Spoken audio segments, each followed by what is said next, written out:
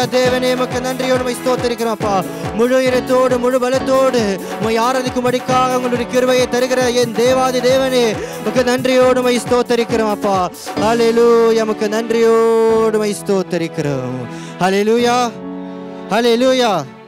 Mark 12ஆம் அதிகாரம் 30வது வசனம் சொல்லுகிறது, உன் தேவனாகிய கர்த்தரிடத்தில் உன் முழு இதயத்தோடும் உன் முழு ஆத்மாவோடும் உன் முழு மனதோடும் உன் முழு பலத்தோடும் அன்பு கூறுவாயாக என்பதே பிரதான கற்பனை. ஆமென். இன்னைக்கு எத்தனை பேர் ஆண்டவராக இயேசு கிறிஸ்துவை ஆராதிக்க வந்திருக்கிற சத்தமாயோ ராமன் சொல்லுமா, நம்முடைய தேவனாகிய கர்த்தரை முழு இதயத்தோடு முழு ஆத்மாவோடு முழு மனதோடு முழு பலத்தோடு அன்பு கூர்ந்து அவரை ஆராதிக்க போகிறோம்.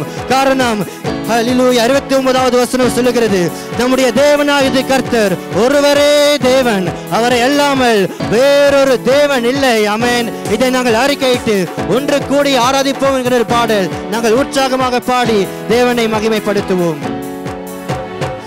ஒன்று கூடி ஆராதிப்போம் இயேசு நமது பலனானார். ஒன்று கூடி ஆராதிப்போம் இயேசு நமது அரணானார். ஹalleluya ஹalleluya ஹalleluya ஹalleluya சொல்லுவோம். ஹalleluya ஹalleluya ஹalleluya ஹalleluya. ஒன்று கூடி ஆராதிப்போம் இயேசு நமது அரணானார். ஒன்று கூடி ஆராதிப்போம் இயேசு நமது பலனானார் பலனான. ஹalleluya ஹalleluya ஹalleluya ஹalleluya ஹalleluya ஹalleluya ஹalleluya ஹalleluya ஹalleluya. பரிசுத்த தேவனை ஆராதிப்போம், பரலோக ராஜனை ஆராதிப்போம். பரிசுத்த தேவனை ஆராதிப்போம், பரலோக ராஜனை ஆராதிப்போம். திரு ரத்தம் சிந்தி சிலுவையில் மரித்து ஜீவனை தந்தவரையா சொல்லுவோம். திரு ரத்தம் சிந்தி சிலுவையில் மரித்து ஜீவனை தந்தவரை ஆராதிப்போம்.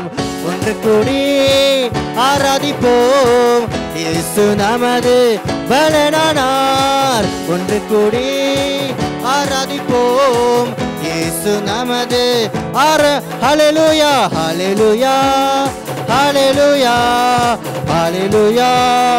உற்சாகமாக கரங்களை தட்டி பாடுவோம். ஹalleluya ஹalleluya ஹalleluya. முழு உள்ளத்தோடு ஆராதிப்போம், முழு பலத்தோடு ஆராதிப்போம். முழு உள்ளத்தோடு ஆராதிப்போம், முழு பலத்தோடு ஆராதிப்போம். ஆவியில் நிறைந்து ஆண்டவரை துதித்து ஆனந்த சத்தத்தோடு ஆராதிப்போம். ஆவியில் நிறைந்து ஆண்டவரை துதித்து ஆனந்த சத்தத்தோடு ஆராதிப்போம். ஒன்று கூடி ஆராதிப்போம் இயேசு நமது அரணானார். ஒன்று கூடி ஆராதிப்போம் இயேசு பலனானார் பலனானார். ஹalleluya ஹalleluya ஹalleluya ஹalleluya ஹalleluya ஹalleluya ஹalleluya. கண்ணீரை துடைத்தவரை ஆராதிப்போம், கவலைகள் நீக்கினாரை ஆராதிப்போம்.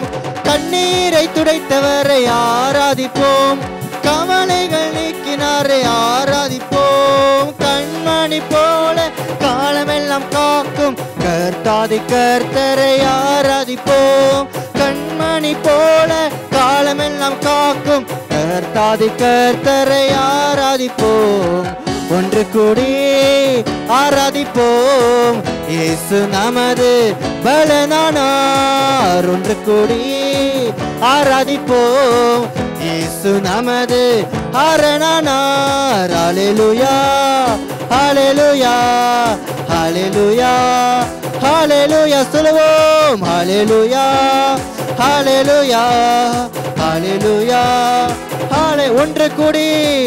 ஒன்று கூடி ஆராதிப்போம் இயேசு நமது பலனானார். ஒன்று கூடி ஆராதிப்போம். இயேசு நமது அரணானார். ஹல்லேலூயா ஹல்லேலூயா. உற்சாகமாய் பாடுவோம். ஹல்லேலூயா ஹல்லேலூயா ஹல்லேலூயா ஹல்லேலூயா ஹல்லேலூயா ஹல்லேலூயா. பலமாய் கரங்களை தட்டி ஹல்லேலூயா தேவனை மகிமைப்படுத்துவோம் முழு பலத்தோடு முழு இதயத்தோடு நம்முடைய தேவனாகிய இயேசு கிறிஸ்துவை ஆராதிப்போம். ஹல்லேலூயா. நம்முடைய பரிசுத்த தேவனுக்காக நன்றி சொல்லுவோம். அவர்தான் நம்முடைய கண்ணீரை துடைக்கிறார், நம்முடைய கவலைகளை மாற்றுகிறார். அவர்தான் ஒவ்வொரு நாளும் எங்களோடு கூட இருக்கிறார். ஹல்லேலூயா. கண்ணின் மணி போல் எங்களை பாதுகாத்து வழிநடத்தி எங்களை காப்பாற்றி வழி நடத்துகிறார். அதற்காக தேவனுக்கு உற்சாகமாக நன்றி சொல்லுங்க. ஹல்லேலூயா. தேவனே, ஒன்று கூடைமை ஆராதிக்க வந்திருக்கிறோம் அப்பா.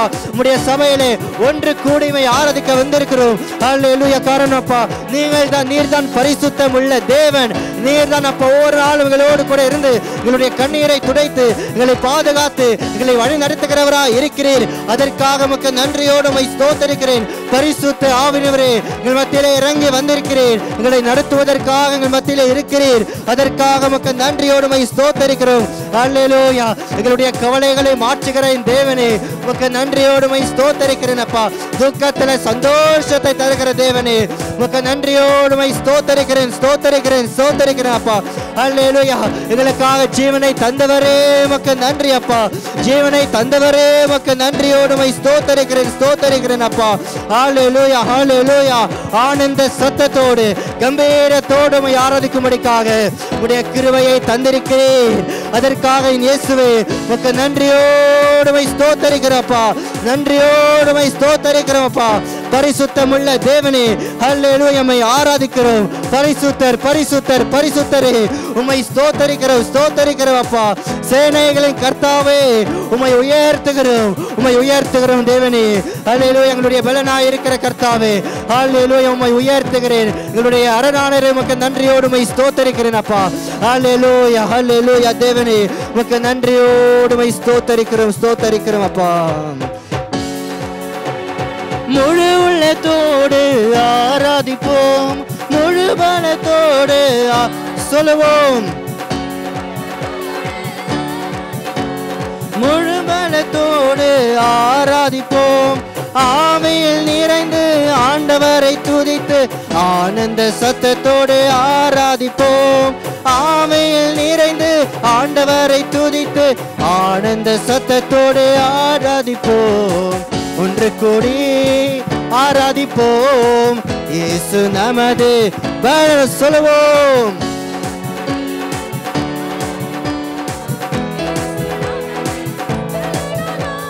ஹல்லேலூயா ஹல்லேலூயா ஹல்லேலூயா ஹல்லேலூயா ஹல்லேலூயா ஹல்லேலூயா ஹல்லேலூயா.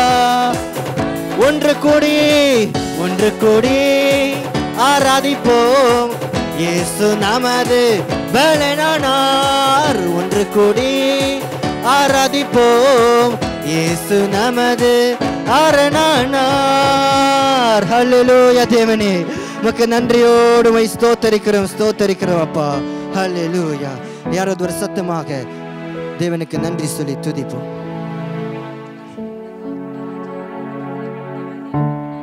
நன்றி அப்பா. துதிக்கிறோம். ஆமென் ஆமென் ஆமென். துதிக்கிறோம். ஆமென். ஸ்தோத்திரிக்கிறோம். துதிக்கிறோம். ஆமென். துதிக்கிறோம். ஆமென். துதிக்கிறோம். ஆமென் ஆமென்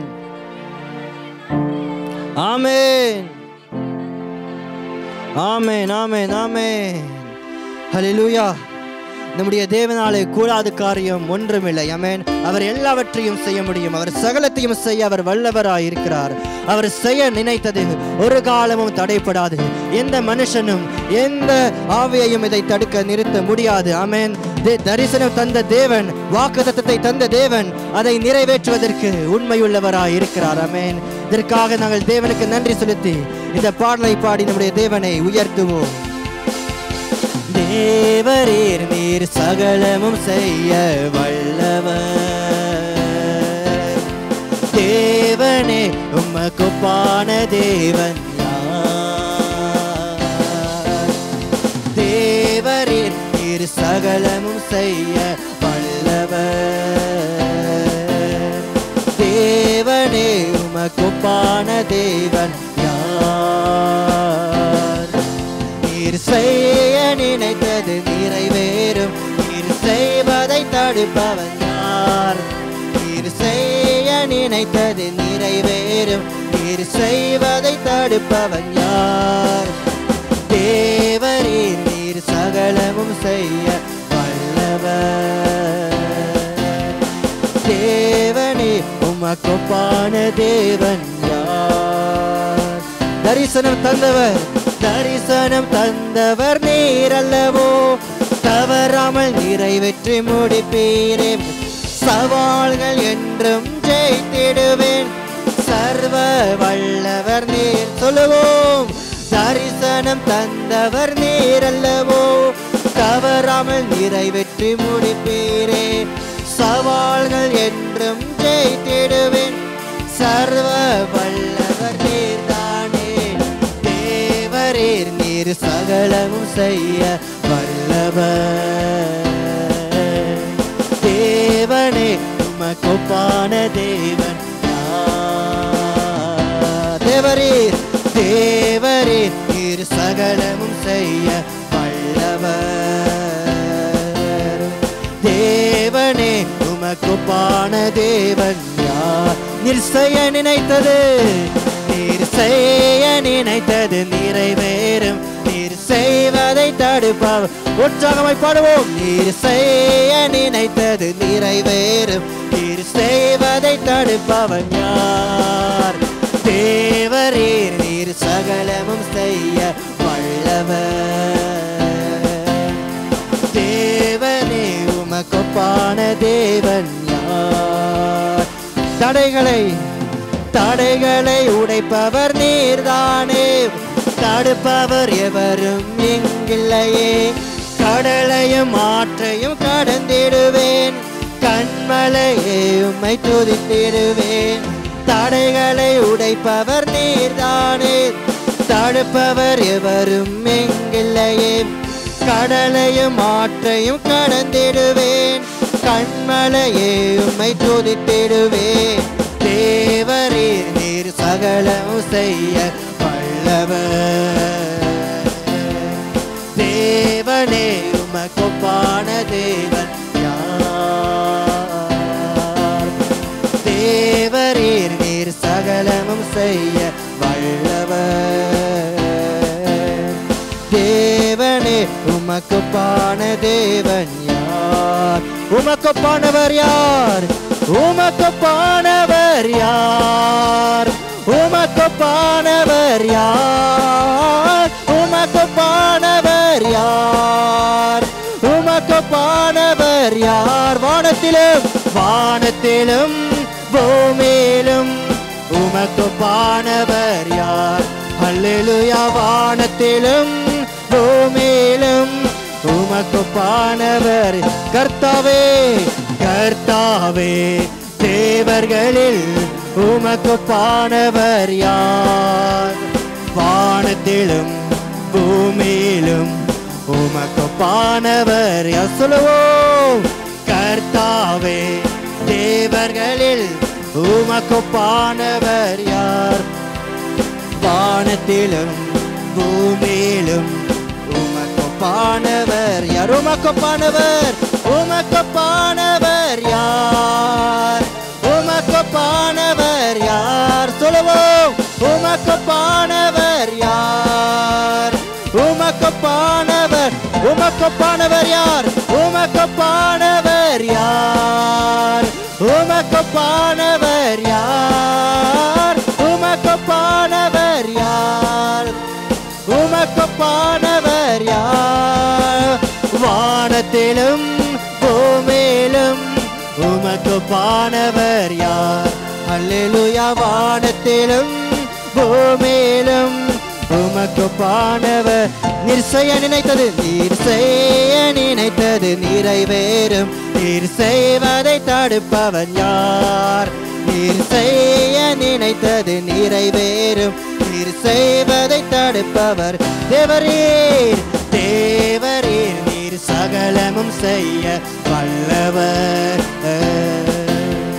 தேவனே உமக்கொப்பான தேவன் யார்? தேவரீர். தேவரீர் நீர் சகலமும் செய்ய வல்லவர். தேவனே உமக்கொப்பான தேவன் யார்? தரிசனம் தரிசனம் தந்தவர் நீர் அல்லவோ, தவறாமல் நிறைவேற்றி முடிப்பீரே. சவால்கள் என்றும் ஜெயித்திடுவேன், சர்வ வல்லவர் நீர்தானே. தரிசனம் தந்தவர் நீர் அல்லவோ, தவறாமல் நிறைவேற்றி முடிப்பீரே. சவால்கள் என்றும் ஜெயித்திடுவேன், சர்வ வல்லவர் நீர்தானே. தேவரீர் நீர் சகலமும் செய்ய வல்லவர். தேவனே உமக்கொப்பான தேவன் யார்? தேவரீர் நீர் சகலமும் செய்ய வல்லவர்.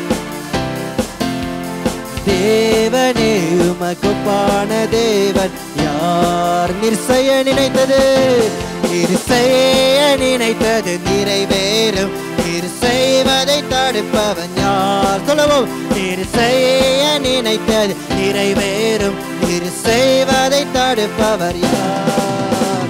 தேவரீர் நீர் சகலமும் செய்ய வல்லவர். தேவனே உமக்கொப்பான தேவன் யார்?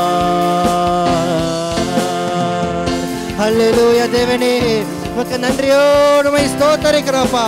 நீ செய்ய நினைத்ததை தடைப்படாது, அதற்காக உமக்கு நன்றியோடு உம்மை ஸ்தோத்தரிக்கிறோம் ஸ்தோத்தரிக்கிறோம். நன்றி சொல்லுங்க, நன்றி சொல்லுங்க. தேவனுக்காக நன்றி சொல்லுங்க. அல்லேலூயா. என் தேவனே, என் இயேசுவே, நீர் எல்லாவற்றையும் செய்ய வல்லவராய் இருக்கிறீர். அதனால் உம்மை உயர்த்துகிறோம், உம்மை உயர்த்துகிறோம்ப்பா. அல்லேலூயா. நீர் செய்வதை யாராலும் தடுக்க நிறுத்த முடியாதப்பா. அதற்காக உமக்கு நன்றி அப்பா. தரிசனம் தந்த தேவன் அந்த தரிசனத்தை நிறைவேற்ற வல்லவராய் இருக்கிறீர் அப்பா. உம்முடைய சபைக்காக நீர் கொடுத்த தரிசனம் நீர் நிறைவேற்றுவதற்கு வல்லவராய் இருக்கிறீர். அதற்காக உமக்கு நன்றி செலுத்துகிறோம்ப்பா. எல்லா சவால்களையும் நாங்கள் ஜெயிப்போம். காரணம் ஆண்டவராக இயேசு கிறிஸ்து எங்களோடு கூட இருக்கிறார். அதற்காக உமக்கு நன்றி. நீர் எங்களோடு கூட இருக்கிறேன் இயேசுவே. அதற்காக உமக்கு நன்றி நன்றி செலுத்துகிறோம்ப்பா. எங்களுக்கு முன்பாக வருகிற தடைகள் எல்லாம் நீர் முறித்து போடுகிறாய் இருக்கிறீரப்பா. அதற்காக உமக்கு நன்றி செலுத்துகிறேன், நன்றி செலுத்தினப்பா. அல்லேலூயா. கடலையும் ஆற்றையும் அடர்த்துகிற தேவனே, அதற்காக உமக்கு நன்றி நன்றி செலுத்துகிறப்பா.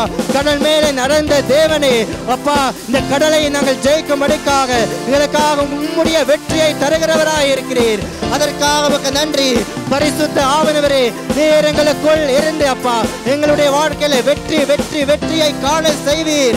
அதற்காக உமக்கு நன்றி. காண செய்கிறீர். அதற்காக உமக்கு நன்றி நன்றி அப்பா.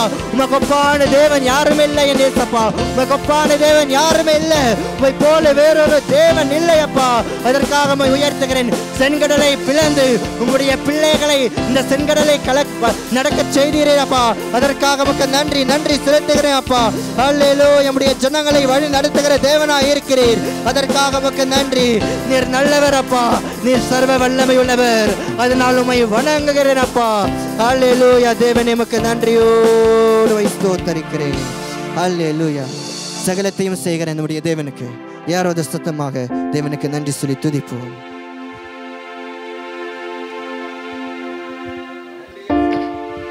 நன்றி.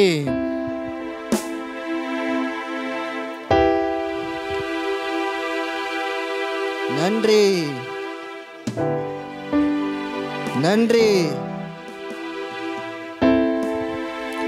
ஆமென். ஸ்தோத்திரிக்கிறோம். ஆமென். ஆமென்.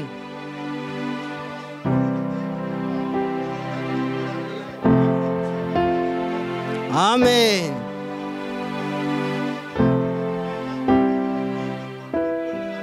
ஆமென்.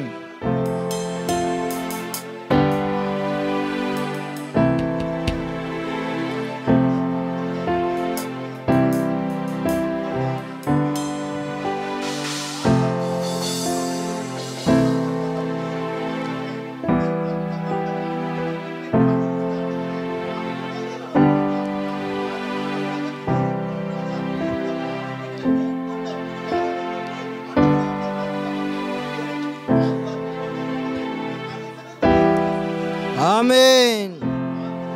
ஆமென். ஆமென். ஆமென்.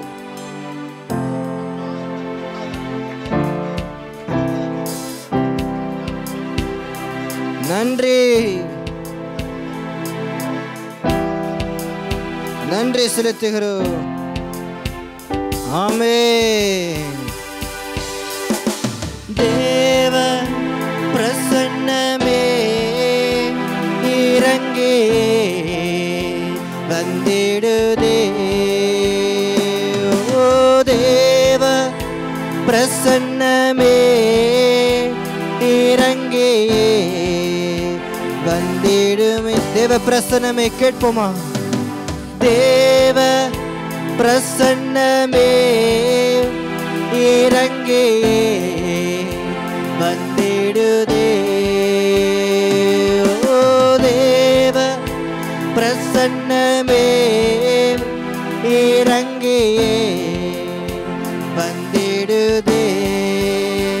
தேவனின் மகிமையே நம்மை எல்லாம் பரிசுத்த ஸ்தலத்தில் மூடுதே. தேவனின் மகிமை நம்மை எல்லாம் பரிசுத்த ஸ்தலத்தில் மூடுதே. தேவ பிரசன்னமே இறங்கே வந்திடுதே.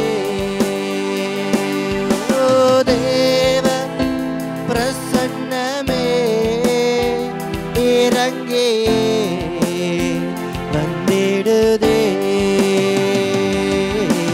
தேவனின் நல்ல தூதர்கள் நம்மை சுற்றிலும் இங்கு நிற்கிறார்.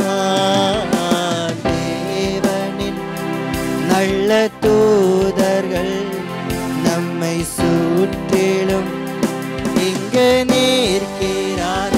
தேவனின் மகிமையே நம்மை எல்லாம் பரிசுத்த ஸ்தலத்தில் மூடுதே.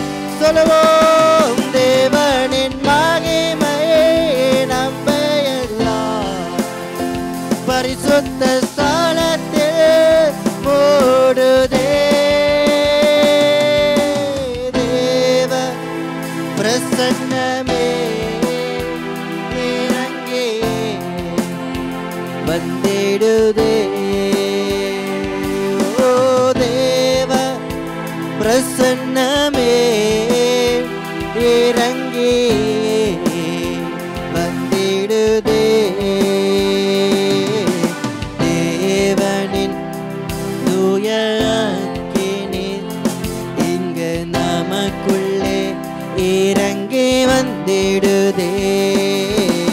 தேவனின் தூய அக்கினி இங்கு நமக்குள்ளே இறங்கி வந்திடுதே. தேவனின் மகிமையே நம்மை எல்லாம் பரிசுத்த ஸ்தலத்தில் மூடுதே. தேவனின் மகிமையே நம்மை எல்லாம் பரிசுத்த ஸ்தலத்தில் மூடுதே.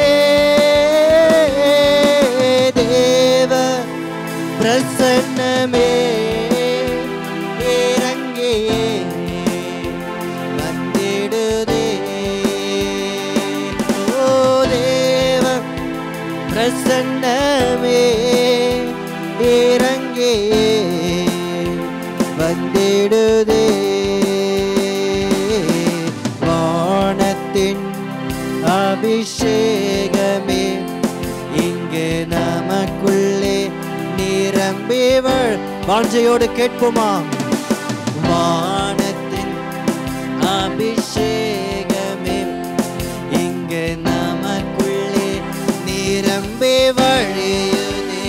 தேவனின் மகிமையே நம்மை எல்லாம் பரிசுத்த ஸ்தலத்தில் மூடுதே.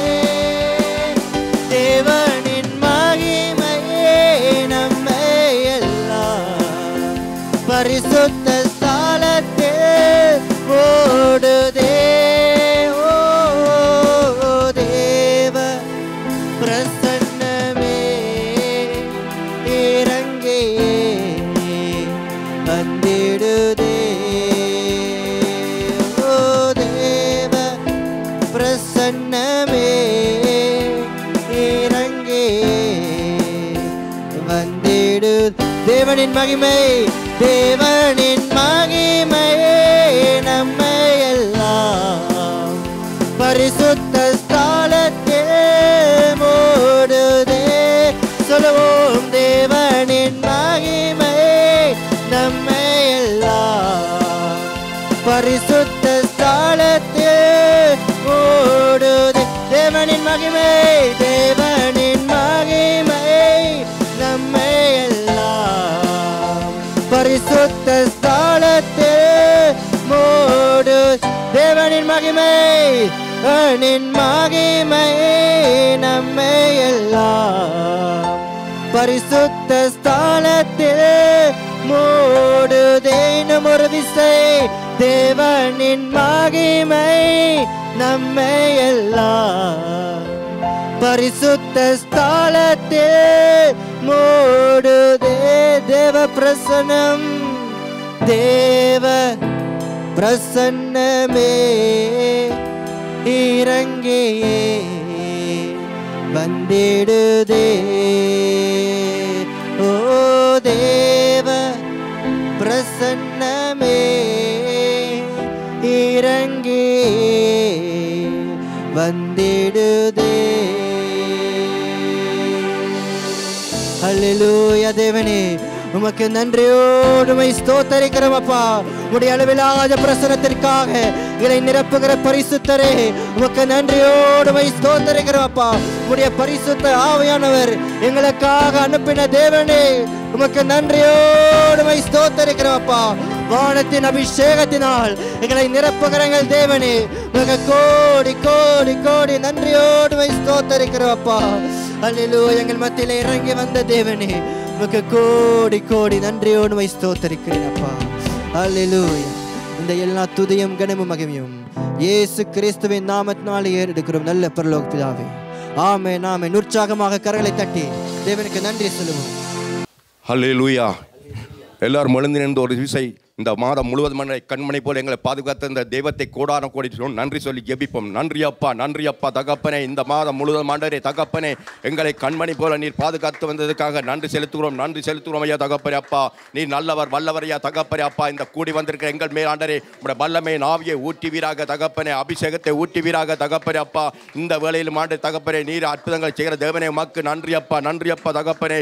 இந்த வேளையிலும் ஆண்டு தகப்பனே, சபை கூடி வந்திருக்கிறது ஆண்டவரே அப்பா, ஆண்டவரே எங்களை மகிமை படுத்துகின்றீரே நன்றி அப்பா தகப்பனே. அப்பா எந்த தடைகளும் வராதபடி நீர் பாதுகாத்து வந்த கிருபைக்காக நன்றி அப்பா. இந்த வேளையில இந்த நகரம் முழுவதும் ஒப்பு கொடுத்து ஜெபிக்கிறோம் ஐயா தகப்பனே. இந்த நகரம் முழுவதும் நீர் பாதுகாத்து வர கிருபைக்காக நன்றி செலுத்துகிறோம், நன்றி செலுத்துகிறோம் ஐயா தகப்பனே. அப்பா அற்புதங்களை செய்கின்றீரே நன்றி அப்பா தகப்பனே.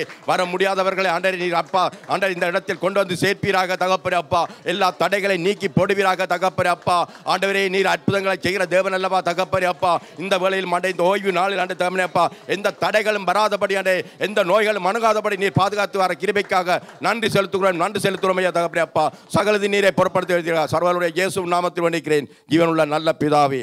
ஆமேன் ஆமேன். இந்த வேளையில் சகோதரியோடு கூடி ஜெபிப்போம்.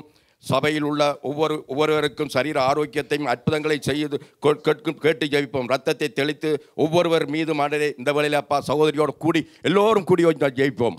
பிதாவே நன்றி செலுத்துகிறேன் ராஜா. ஆண்டவரே இந்த சபையில் வந்திருக்க ஒவ்வொரு பிள்ளையும் உடைய கருத்தில் ஒப்பு கொடுக்குறேன் ஆண்டவரே சப்பா.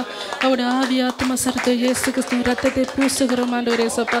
இந்த இடத்துல ஆண்டு சப்பா வியாதிகளுக்கு ஆண்டவரே சப்பா நீங்கள் தொட்டு சுமக்கும்படியாக ஜெபிக்கிறேன் ஆண்டவரே சப்பா. உங்களுடைய தழும்புகளால் நாங்கள் சுகமானோம் என்று சொல்ல ஆண்டவரே சப்பா நீ கிருபை செய்யும்படியாக ஜெபிக்கிறோம் ராஜா. ஆண்டவரே அவர்களுடைய துக்கங்கள் ஆண்டவரே சப்பா நீங்கள் சந்தோஷமாக மாட்டும்படியாக ஜெபிக்கிறேன் ஆண்டவரே சப்பா. அவங்க கவலைகள் கண்ணீர்கள் ஆண்டவரே சப்பா நீங்கள் நீக்கி போடும்படியாக ஜெபிக்கிறேன் ஆண்டவரே. யெகோவா ராஃபா சுகம் தருகிற தேவன் ஆண்டவரே சப்பா நீங்கள் சுகத்தை கட்டளையிடும்படியாக ஜெபிக்கிறேன் ஆண்டவரே சப்பா. எங்களுடைய சரணம் நீங்கள் தங்கு மாலையம் ஆண்டவரே நீங்கள் தான் ஆண்டவரே சப்பா. அதை தொட ஆண்டவரே சப்பா சாத்தானுக்கு அதிகாரம் இல்லை ஆண்டவரே சப்பா. அதுக்காக நன்றி செலுத்துகிறேன் ஆண்டவரே சப்பா. எங்கள் தலையிலிருந்து உச்சம் கால்வற்ற ஆண்டவரே சப்பா உங்களுடைய ரத்தம் ஓடுகிறார் ராஜா ஆண்டவரே சப்பா. இது ஆண்டவரே சப்பா ஒரு ஆண்டவரே சப்பா தொட அதிகாரம் இல்லைக்காக நன்றி செலுத்துகிறேன் ஆண்டவரே சப்பா. எங்களை சுகப்படுத்தின கிருபைக்காக நன்றி செலுத்துகிறேன் ஆண்டவரே சப்பா. ஹாஸ்பிட்டலுக்கு உங்களுடைய பிள்ளைகள் உங்களுடைய கைத்தை ஒப்பு கொடுக்குறேன் ஆண்டவரே சப்பா. நீங்கள் தான் ஆண்டவரே சப்பா மருத்துவர் ஆண்டவரே சப்பா அவங்களுக்கு சுகமாக்கும்படியாக ஜெபிக்கிறேன் ஆண்டவரே. இயேசுவின் நல்ல பிதாவே ஆமென். நன்றி நன்றி ராஜா தகப்பனே அப்பா. ஆண்டரே வியாதி கட்டுகள் முழுவதும் அறுத்து போட்டீரே. நன்றி அப்பா தகப்பனே அப்பா. இந்த வழியில் தகப்பனே அப்பா ஆண்டே சகல பலவீனங்களை ஆண்டரை வழிகளை எல்லாம் நீக்கி விட்டீரே. நன்றி செலுத்துகிறோம் நன்றி செலுத்துகிறோம் ஐயா தகப்பனே அப்பா. நீர் அற்புதம் செய்து விட்டதுக்காக நன்றி செலுத்துகிறோம் நன்றி செலுத்துகிறோம் ஐயா தகப்பனே அப்பா. சகலத்தின் நீரை பொருட்படுத்த சர்வனுடைய இயேசு நாமத்தை வேண்டிக்கிறேன் இவனுள்ள நல்ல பிதாவே ஆமேன் ஆமேன். இந்த வேளையில் சகோதரியோடு கூடி ஜெபிப்போம். சபை கூடி வருதனால் தேவன் நமக்கு கொடுத்திருக்கும் ஆசீர்வாதங்களை கேட்டு ஜெபிப்போம். எல்லோரும் கூடி ஜெபிப்போம். பிதாவே இங்கே வருகிறவர் ஒவ்வொருவரையும் இயேசு கிறிஸ்துவின் நாமத்தினால் ஆசீர்வதிக்கிறேன் அப்பா. நாங்கள் உடைய ஆலயத்தில் செய்ததற்காக உமக்கு நன்றி செலுத்துகிறேன் அப்பா.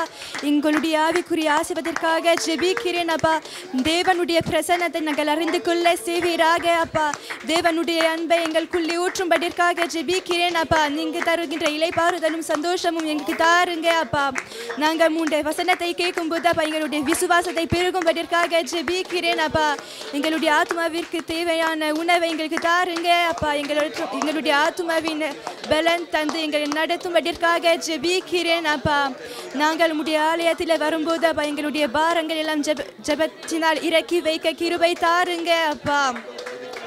பிதாவே அப்பா எங்களுடைய சரீரத்தை இயேசு கிறிஸ்துவின் நாமத்தினால் ஆசீர்வதிக்கிறேன் அப்பா. எங்களுடைய சரீரத்திற்கு தேவையான பலனை உண்டு பண்ணும்படிற்காக ஜெபிக்கிறேன் அப்பா. எங்களுடைய சரீரத்திற்கு தெய்வீக சுகத்தை உண்டு பண்ணும்படிற்காக ஜெபிக்கிறேன் அப்பா. எங்களுடைய வாழ்க்கையில் நீங்கள் அற்புதங்களை செய்யும்படிற்காக ஜெபிக்கிறேன் அப்பா. நாங்கள் ஒரு பரிசுத்த வாழ்க்கையில் வாழும்படிற்காக எங்களை பலன் தருங்க அப்பா. எங்களுடைய குடும்பங்களை இயேசு கிறிஸ்துவின் நாமத்தினால் ஆசீர்வதிக்கிறேன் அப்பா. பரிசுத்த ஆவியானவருடைய அபிஷேகத்தை எங்களுடைய வீட்டில் ஊற்றும்படிற்காக ஜெபிக்கிறேன் அப்பா. ஒரு மனமும் சந்தோஷமும் சமாதானத்தையும் எங்களுடைய வீட்டில் இருக்கும்படிற்காக ஜெபிக்கிறேன் அப்பா. எங்களுடைய எல்லா பொருளாதார தேவைகளும் சந்திக்கும்படிற்காக ஜெபிக்கிறேன் அப்பா. எங்களுடைய எல்லா பொருளாதாரத்தை ஆசீர்வதிக்கும்படிற்காக ஜெபிக்கிறேன் அப்பா. நீங்கள் எங்கள் சத்துருவிலிருந்து எங்களை பாதுகாத்தீர் அப்பா. அதற்காக உமக்கு நன்றி செலுத்துகிறேன் அப்பா. நாங்கள் உம்முடைய ஆலயத்தில் வரும்போது நித்திய ஜீவனுக்குரிய நம்பிக்கை பெருக செய்வீராக அப்பா. ஒவ்வொரு நாளும் பெருக செய்வீராக அப்பா. அதற்காக ஜெபிக்கிறேன் அப்பா. இயேசு கிறிஸ்துவின் நாமத்தினால் ஜெபிக்கிறேன் பிதாவே ஆமென். நன்றி நன்றி அப்பா தகப்பனே. சபை கூடி வருதல் ஆண்டரே தேவன் ஆண்டரே அற்புதங்களை செய்து விட்டதுக்காக நன்றி செலுத்துகிறோம் நன்றி செலுத்துகிறோம் ஐயா தகப்பனே அப்பா. நீர் நல்லவர் ஐயா தகப்பனே அப்பா. இந்த வழியை தேவ அன்பு ஆண்டரே இந்த விடத்தில் ஆண்டரே ஆசீர்வாதமாக ஊட்டியதற்காக நன்றி செலுத்துகிறோம் ஐயா தகப்பனே அப்பா. நீரே அற்புதத்தின் தேவன் ஐயா தகப்பனே அப்பா. நீரே எல்லாமே பொருட்படுத்த சர்வருடைய இயேசு நாமத்தில் வேண்டியிருக்கிறேன் ஜீவனுள்ள நல்ல பிதாவே ஆமேன் ஆமேன். இந்த வேளையில் சகோதரனோட கூடி எல்லோரும் ஜெபிப்போம். கத்தர் சமீபமாய் புதிதாக கொடுத்திருக்கும் ஆத்துமாக்களை ஒப்பு கொடுத்து ஜெபிப்போம். எல்லோரும் கூடி ஜெபிப்போம். உமக்கு நன்றி அப்பா. பரிசுத்த தேவனே நன்றி அப்பா. இந்த சபையை தந்ததுக்காக நன்றி செலுத்துறோம் ஆண்டவரே. நீ இந்த சபையை எனக்கு விசேஷமா கொடுத்ததுக்காக நன்றி செலுத்துறோம் ஆண்டவரே. அப்பா எங்களுக்கு சொல்லி ஆத்துமா கொடுத்ததுக்காக நன்றி ராஜா. ஆத்துமா பெருக்கத்தை செய்ததுக்காக நன்றி ராஜா. ஆவியானவரே இந்த ஆத்துமாக்களை நீ வேலி அடித்து பாதுகாத்து கொண்டு வந்ததுக்காக நன்றி ராஜா. பரிசுத்த ஆவி எங்களுக்குள்ளே உலாகிறதுக்காக நன்றி ராஜா. உம்முடைய பரிசுத்த ஆவி எங்களுக்குள்ளே உலகாட்டி ஆண்டவரே இந்த இடம் எங்களுக்கு தெரியாம போய் இருக்கும் ஆண்டவரே. நீர் எங்களோட கூட இருக்கிறதுக்காக நன்றி செலுத்துறோம் ஆண்டவரே. அப்பா ஒருவரே ஆண்டவரே நீ அழைத்து கொண்டு வருவீராக ஆண்டவரே. அப்பா நீ புதிய ஜனங்களை கொண்டு வருவீராக ஆண்டவரே. அப்பா வந்து கொண்டு இருக்கிற ஜனங்களை ஆண்டவரே அப்பா இந்த சபையில நிலைநிற்க ஆண்டவரே கிருபை செய்வீராக ஆண்டவரே. அப்பா உங்களால முடியாத காரியம் ஒண்ணுமே இல்லை சுவாமியே. அப்பா எங்களை தூக்கி எடுத்தீரு ஆண்டவரே. அப்பா ஒவ்வொருவரையும் தூக்கி எடுங்க ராஜா. ஆண்டவரே அறியாத ஜனங்களை கொண்டு வருவீராக ஆண்டவரே. பரிசுத்த ஆவியானவர் நீர் உதவி செய்வீராக ஆண்டவரே. கர்த்தர் வருகிற ஜனங்களே ஆண்டவரே உம்மை அறிந்த ஆண்டவரே அப்பா தேவன் என்று சொல்லி ஆண்டவரே நாங்க உலகம் அறியாம இருந்தோம் ஆண்டவரே. தேவனை நாங்க அறியாம இருந்துட்டோம் ஆண்டவரே என்ற ஒரு வாஞ்சி ஒன்று புதிதாக பிறக்கணும் ஆண்டவரே. அப்பா நீர் கட்டளை விடுவீராக ஆண்டவரே. பரிசுத்த ஆவியானவரே இந்த சபையை நீர் மூடுங்க ஜனங்களாலே ஆண்டவரே. இலைகளை ஆண்டவரே காடுகள் நிலங்கள் தெரியாம இலைகளால் மறைத்து வைத்திருக்கிறீர் ராஜா ஆண்டவரே. எங்களை தேவ சபையை ஆண்டவரே உம்முடைய ஆத்துமாக ஜனங்களாலே மறைத்து வைத்திருங்க ராஜா. நிலங்கள் தெரியாத ஆண்டவரே ஜனங்கள் கனி கொடுக்கிற ஜனங்களா மாற்றுங்க ஆண்டவரே. அப்பா நீர் ஏராளமான ஜனங்களை கொண்டு வாங்க ராஜா. அப்பா பரிசுத்த ஆலயம் ஆண்டவரே நீ ஒவ்வொருவருக்காக ஆண்டவரே மரித்து உயிர்த்தெழுந்த தேவன் ஆண்டவரே. ஒவ்வொருவருக்காக பாவத்தை சிலுவையிலே கொண்டு போனீர் ஆண்டவரே. அப்பா வருகிற ஜனங்கள் ஆண்டவரே அப்பா தேவன் எனக்கண்டு இருக்கிறாரே. நான் யாரும் கைவிட்டாலும் இந்த தேவன் என்னை கைவிட மாட்டார் என்று சொல்லி ஆண்டவரே அறிந்த ஆண்டவரே ஞானஸ்நானம் எடுக்கத்தக்க ஆண்டவரே தகுதிப்படுத்துவீராக ஆண்டவரே. உம்முடைய வெளியேறப்பட்ட ரத்தத்தால கழுவுங்க ஆண்டவரே ஒவ்வொருவரையும் ஆண்டவரே. அப்பா பரிசுத்த கரங்களால தொடுங்க ராஜா. ஆத்துமாக்கள் ஜனங்களால் நிரப்புங்க ஆண்டவரே. எங்களுடைய சபையை மூடுங்க ராஜா. நிலங்களை மறைத்து வைத்திருங்க ஆண்டவரே. ஆண்டவரே ஒரு கதிரைகளும் ஆண்டவரே சும்மா கிடக்க கூடாது ஆண்டவரே. ஆண்டவரே அவர்களோடு நீ உட்காரணும் ஆண்டவரே. இந்த கதிரையில ஆண்டவரே ஒவ்வொரு ஜனங்கள் இருக்கும் பொழுது ஆண்டவரே அவர்களோடு நீர் உட்காருவீராக ஆண்டவரே. ஆண்டவரே விசேஷமா நாங்க ஜெபிக்கிறோம் ஆண்டவரே. அப்பா கொண்டு வாங்க ஆண்டவரே. அப்பா எந்த திசையில இருக்கிறார்களோ அந்த திசையில உம்முடைய ரத்தத்தை நாங்க தெளிக்கிறோம் ராஜா. பரிசுத்த ஆவியானவரே நீர் அப்படியே கொண்டு வந்த ஜனங்களை நீர் புதிதாக ஆண்டவரே அப்பா ஞானஸ்நானம் எடுக்க நீர் உதவி செய்ததுக்காக நன்றி அப்பா. ஜனங்களை மூடினதுக்காக நன்றி. நிலத்தை ஆண்டவரே அப்பா பரிசுத்த ஆவிய ஆலயத்தை நீ ஜனங்களால் நிரப்பினதுக்காக நன்றி செலுத்தி ஜெபிக்கிறோம் ஜீவனில் நல்ல பிதாவே ஆமென். நன்றி நன்றி ராஜா தகப்பரே. அற்புதங்கள் செய்து விட்டீரே. நன்றி அப்பா நன்றி அப்பா தகப்பரே. அப்பா ஆண்டவரே புது புது ஆத்துமாக்களை ஆண்டவரே நீ தந்திருக்கிறீர் ஐயா தகப்பரே. அதற்காக கோடான கோடி நன்றி செலுத்துகிறோம் ஐயா தகப்பரே. அப்பா அற்புதங்களை செய்து விட்டீரே. நன்றி அப்பா. இந்த வருஷம் வாக்கு கொடுத்தபடி ஆண்டவரே தகப்பரே புது புது ஆத்துமாக்களை நீ தந்திருக்கிறதுக்காக நன்றி செலுத்தி ஜெபிக்கிறோம் ஜீவன் உள்ள நல்ல பிதாவே ஆமேன் ஆமேன். ஆண்டவரும் இரட்சகரும் மீட்பெருமாகிய இயேசு கிறிஸ்துவின் நாமத்தினால் உங்கள் ஒவ்வொருவரையும் மீண்டுமாக வாழ்த்தி வரவேற்கிறோம். இன்றைக்கு வாசிக்கப்பட்ட 2 வேத பகுதிகள் யாத்திராகமம் புஸ்தகம் 32வது அதிகாரத்தை முழுசாக நம்ம வாசித்தோம். கலாத்தியர் 5வது அதிகாரத்தில் 22, 23 அந்த வசனங்களை நாம் வாசித்தோம். பரிசுத்த ஆவியானவருடைய கனியை குறித்து நாம் தியானித்து கொண்டிருக்கிறோம். அதில் இன்றைக்கு 8வது அம்சமாக என்ன கனி வருகிறது? அதில் சாந்தம். ஆமேன். அந்த கனி 9 ஒரே கனி தான். அல்லேலூயா. அதில் 9 அம்சங்கள் இருக்கிறத ஆவியானவர் நமக்கு வெளிப்படுத்துகிறார். அன்பு, சந்தோஷம், சமாதானம், நீடிய பொறுமை, தயவு, நற்குணம், விசுவாசம், சாந்தம், இச்சை அடக்கம். அதில் 8வது கனியாக சாந்தம் என்கிற அந்த கனியை குறித்து இன்றைக்கு பரிசுத்த ஆவியானவர் நமக்கு வெளிப்படுத்துகிறார். ஒரு சிலருக்கு நீங்கள் பார்த்தீங்கன்னு சொன்னாக்கா இயல்பாகவே ஒரு சிலர் நல்ல குணங்கள் இருக்கும். ஒரு சிலர் இயல்பாகவே ஒரு இரக்க குணமாக இருப்பாங்க. ஒரு சில பேர் இயல்பாகவே ஒரு பொறுமைசாலியாக இருப்பாங்க. ஆனால் அதை பற்றி இங்கே வேதம் நமக்கு போதிக்கலை. இது என்ன கனின்னு சொன்னாக்கா நம்ம ரட்சிக்கப்பட்டு பரிசுத்த ஆவியானவர் நமக்குள்ளாக வாசம் பண்ணி பரிசுத்த ஆவியானவர் எனக்குள்ளாக கிரியை செய்து எனக்குள்ள உருவாக்கக்கூடிய இயேசு கிறிஸ்துடைய குணாதிசயங்கள். ஆமேன். அப்போ இந்த பரிசுத்த ஆவியானவர் எனக்குள்ளே தங்கியிருக்கிறார். தேவனுடைய வார்த்தை எனக்கு போதிக்கப்படுகிறது. நான் ஜெபத்தில் தேவனோடு நான் நேரத்தை செலவிடுகிறேன். அது இல்லாமல் அங்கே சொல்லப்பட்டிருக்கிற வார்த்தையில் சொல்லப்பட்டிருக்கிற அந்த கனியை குறித்து நான் பயிற்சி செய்கிறேன், முயற்சி செய்கிறேன். அது தானாக வருகிறது இல்லை. இப்போ பரிசுத்த ஆவியானவர் எனக்குள்ளே இருக்கிறார் அப்படிங்கிறதுனால அந்த கனி எனக்குள்ளாக தானாக உருவாகி விடுகிறது கிடையாது. மாறாக ஜபத்தில் வேத வாசிப்பில் நான் தேவனுடைய வார்த்தையில் நேரத்தை நான் செலவிடுகிறேன். அந்த கனியை நான் விரும்புகிறேன். பரிசுத்த ஆவியானவர் எனக்குள்ளே இருந்து செயல்படுகிறார். ஆராதனையில் பங்கு பெறுகிறோம், தனிப்பட்ட ஜபத்தில் பங்கு பெறுகிறோம், உபவாச கூட்டங்களில் பங்கு பெறுகிறோம். இப்போ ஆவியானவர் எனக்குள்ளே இருந்து செயல்பட்டு இயேசு கிறிஸ்துடைய அந்த குணாதிசயத்தை எனக்குள்ளே அவர் உருவாக்குகிறார். ஆமீன். மரத்தை வைக்கும்போது கனி ஒரே நாள் இரவில் உண்டாகி விடுகிறதுல வருடங்கள் ஆகுகிறது, மாதங்கள் ஆகுகிறது. அப்படியாக அந்த கனி வெளிப்படுகிறது. அதே போல் பரிசுத்த ஆவியானவர் எனக்குள்ளாக இருந்து கொண்டு அந்த கனியை அவர் நாளுக்கு நாள் எனக்குள்ளே பலப்படுத்தி அந்த கனியை எனக்குள்ளே இருந்து உருவாக்குகிறார். அல்லேலூயா. அதனால தான் வார்த்தை சபையில் நமக்கு போதிக்கப்படுகிறது. ஏசாயா 55வது அதிகாரத்தை எடுத்துக்கொள்ளுங்க. 8வது வசனம் ரொம்ப அற்புதமான ஒரு வேத வசனம். ஏசாயா 55வது அதிகாரம்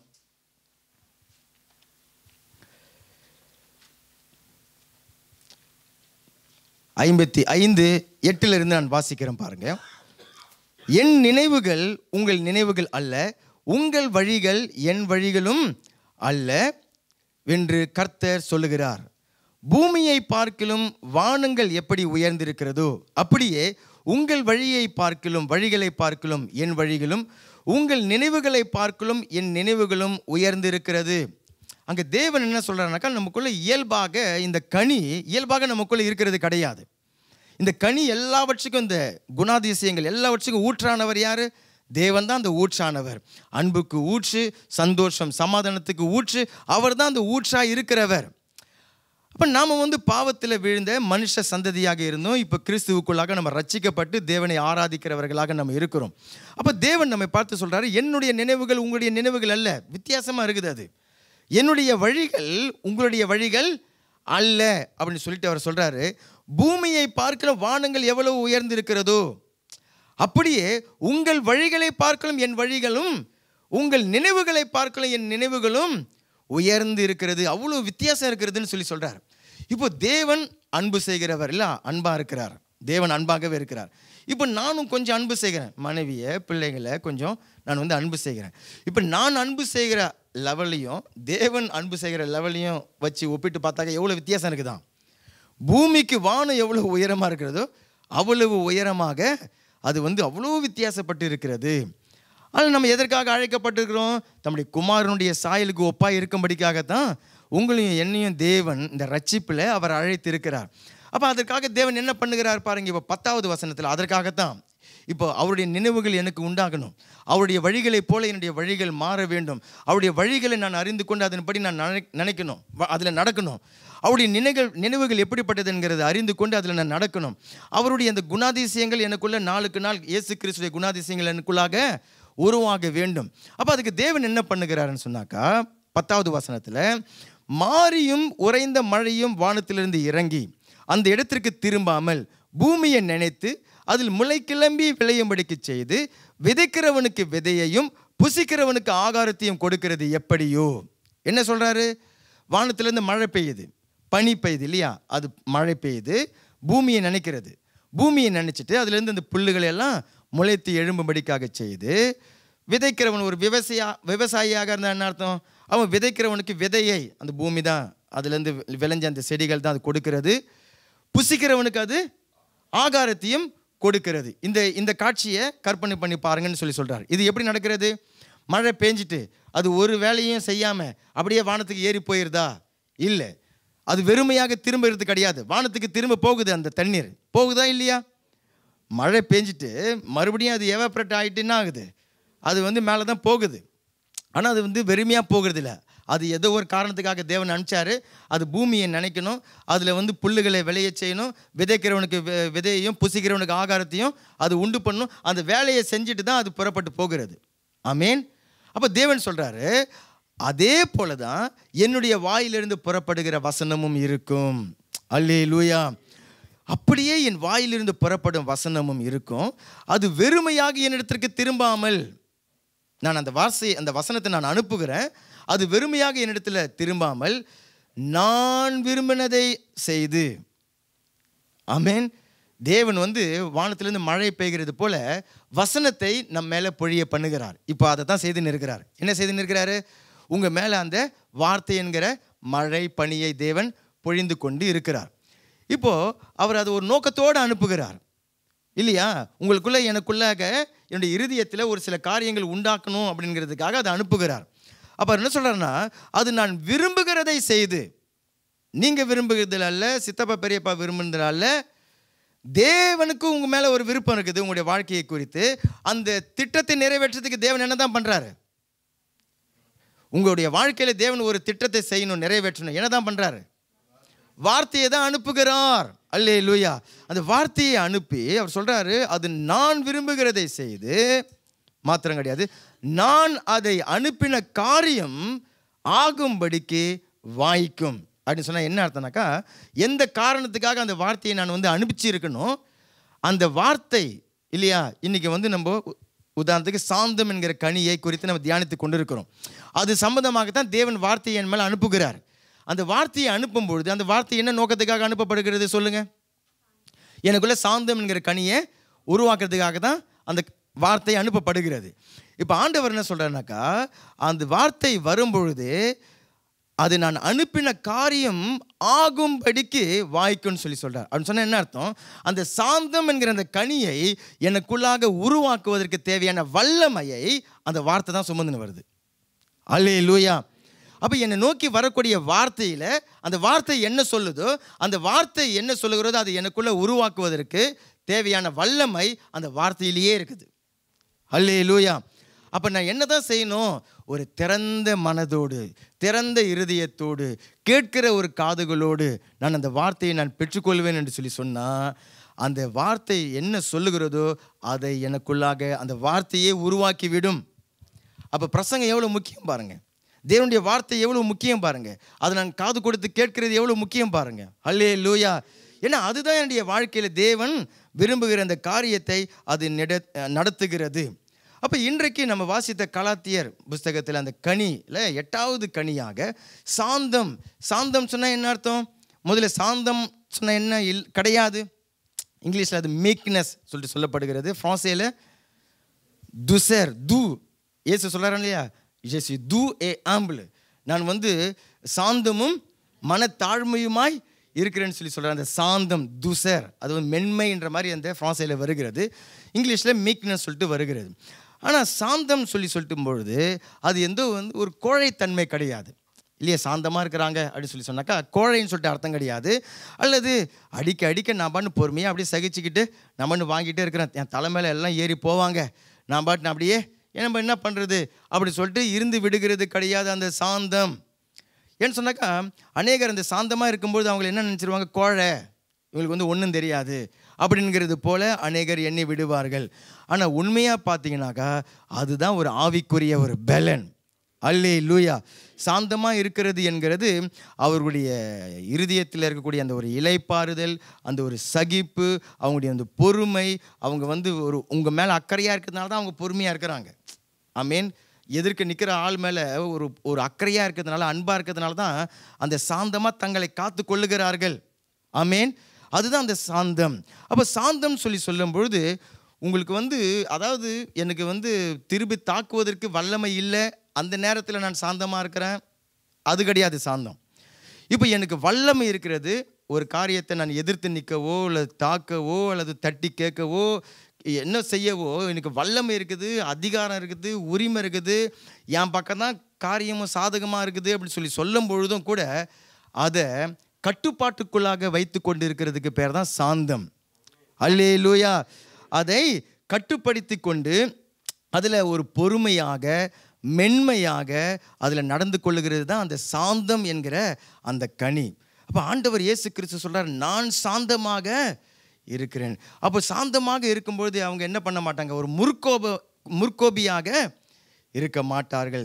தன்னுடைய மனதை அடக்குகிறவர்களாக இருப்பாங்க இல்லையா. பட்டணத்தை பிடிக்கிறவனை பார்க்கிலும் சொல்லுங்க, பட்டணத்தை பிடிக்கிறவனை பார்க்கிலும் தன்னுடைய மனதை அடக்குகிறவன் உத்தமன் சொல்லிட்டு வேதம் நமக்கு சொல்லுகிறது இல்லையா. பட்டணத்தை பிடிக்கிறதுக்கு என்ன வேணும்? தைரியம், பலன், அந்த வல்லமை, ஆள் பலன், பட்டயம், ஈட்டி, இதெல்லாம் வேண்டும் பட்டயத்தை, அது ஒரு பட்டணத்தை பிடிக்கிறதுக்கு. ஆனால் பைபிள் சொல்லுகிறது அதை பார்க்கிலும் தன்னுடைய மனதை அடக்குகிறவன் உத்தமன் என்று சொல்லி நீதிமொழிகள் 16:32 அதை நம்ம வாசிக்கிறோம். அது மாத்திரம் சாந்தம் கிடையாது. சாந்தமாக இருக்கிறவங்க சுலபத்தில் இருதயம் காயம் அடைஞ்சு போயிட மாட்டாங்க. ரொம்ப சுலபத்தில் இருதயத்தில் காயம் அடைஞ்சு அவர்கள் போய்விட மாட்டார்கள். மாறாக ஒரு சகிப்போடு, அடக்கத்தோடு, மனக்கசப்பு இல்லாமல், மனக்காயம் இல்லாமல் இருப்பாங்க.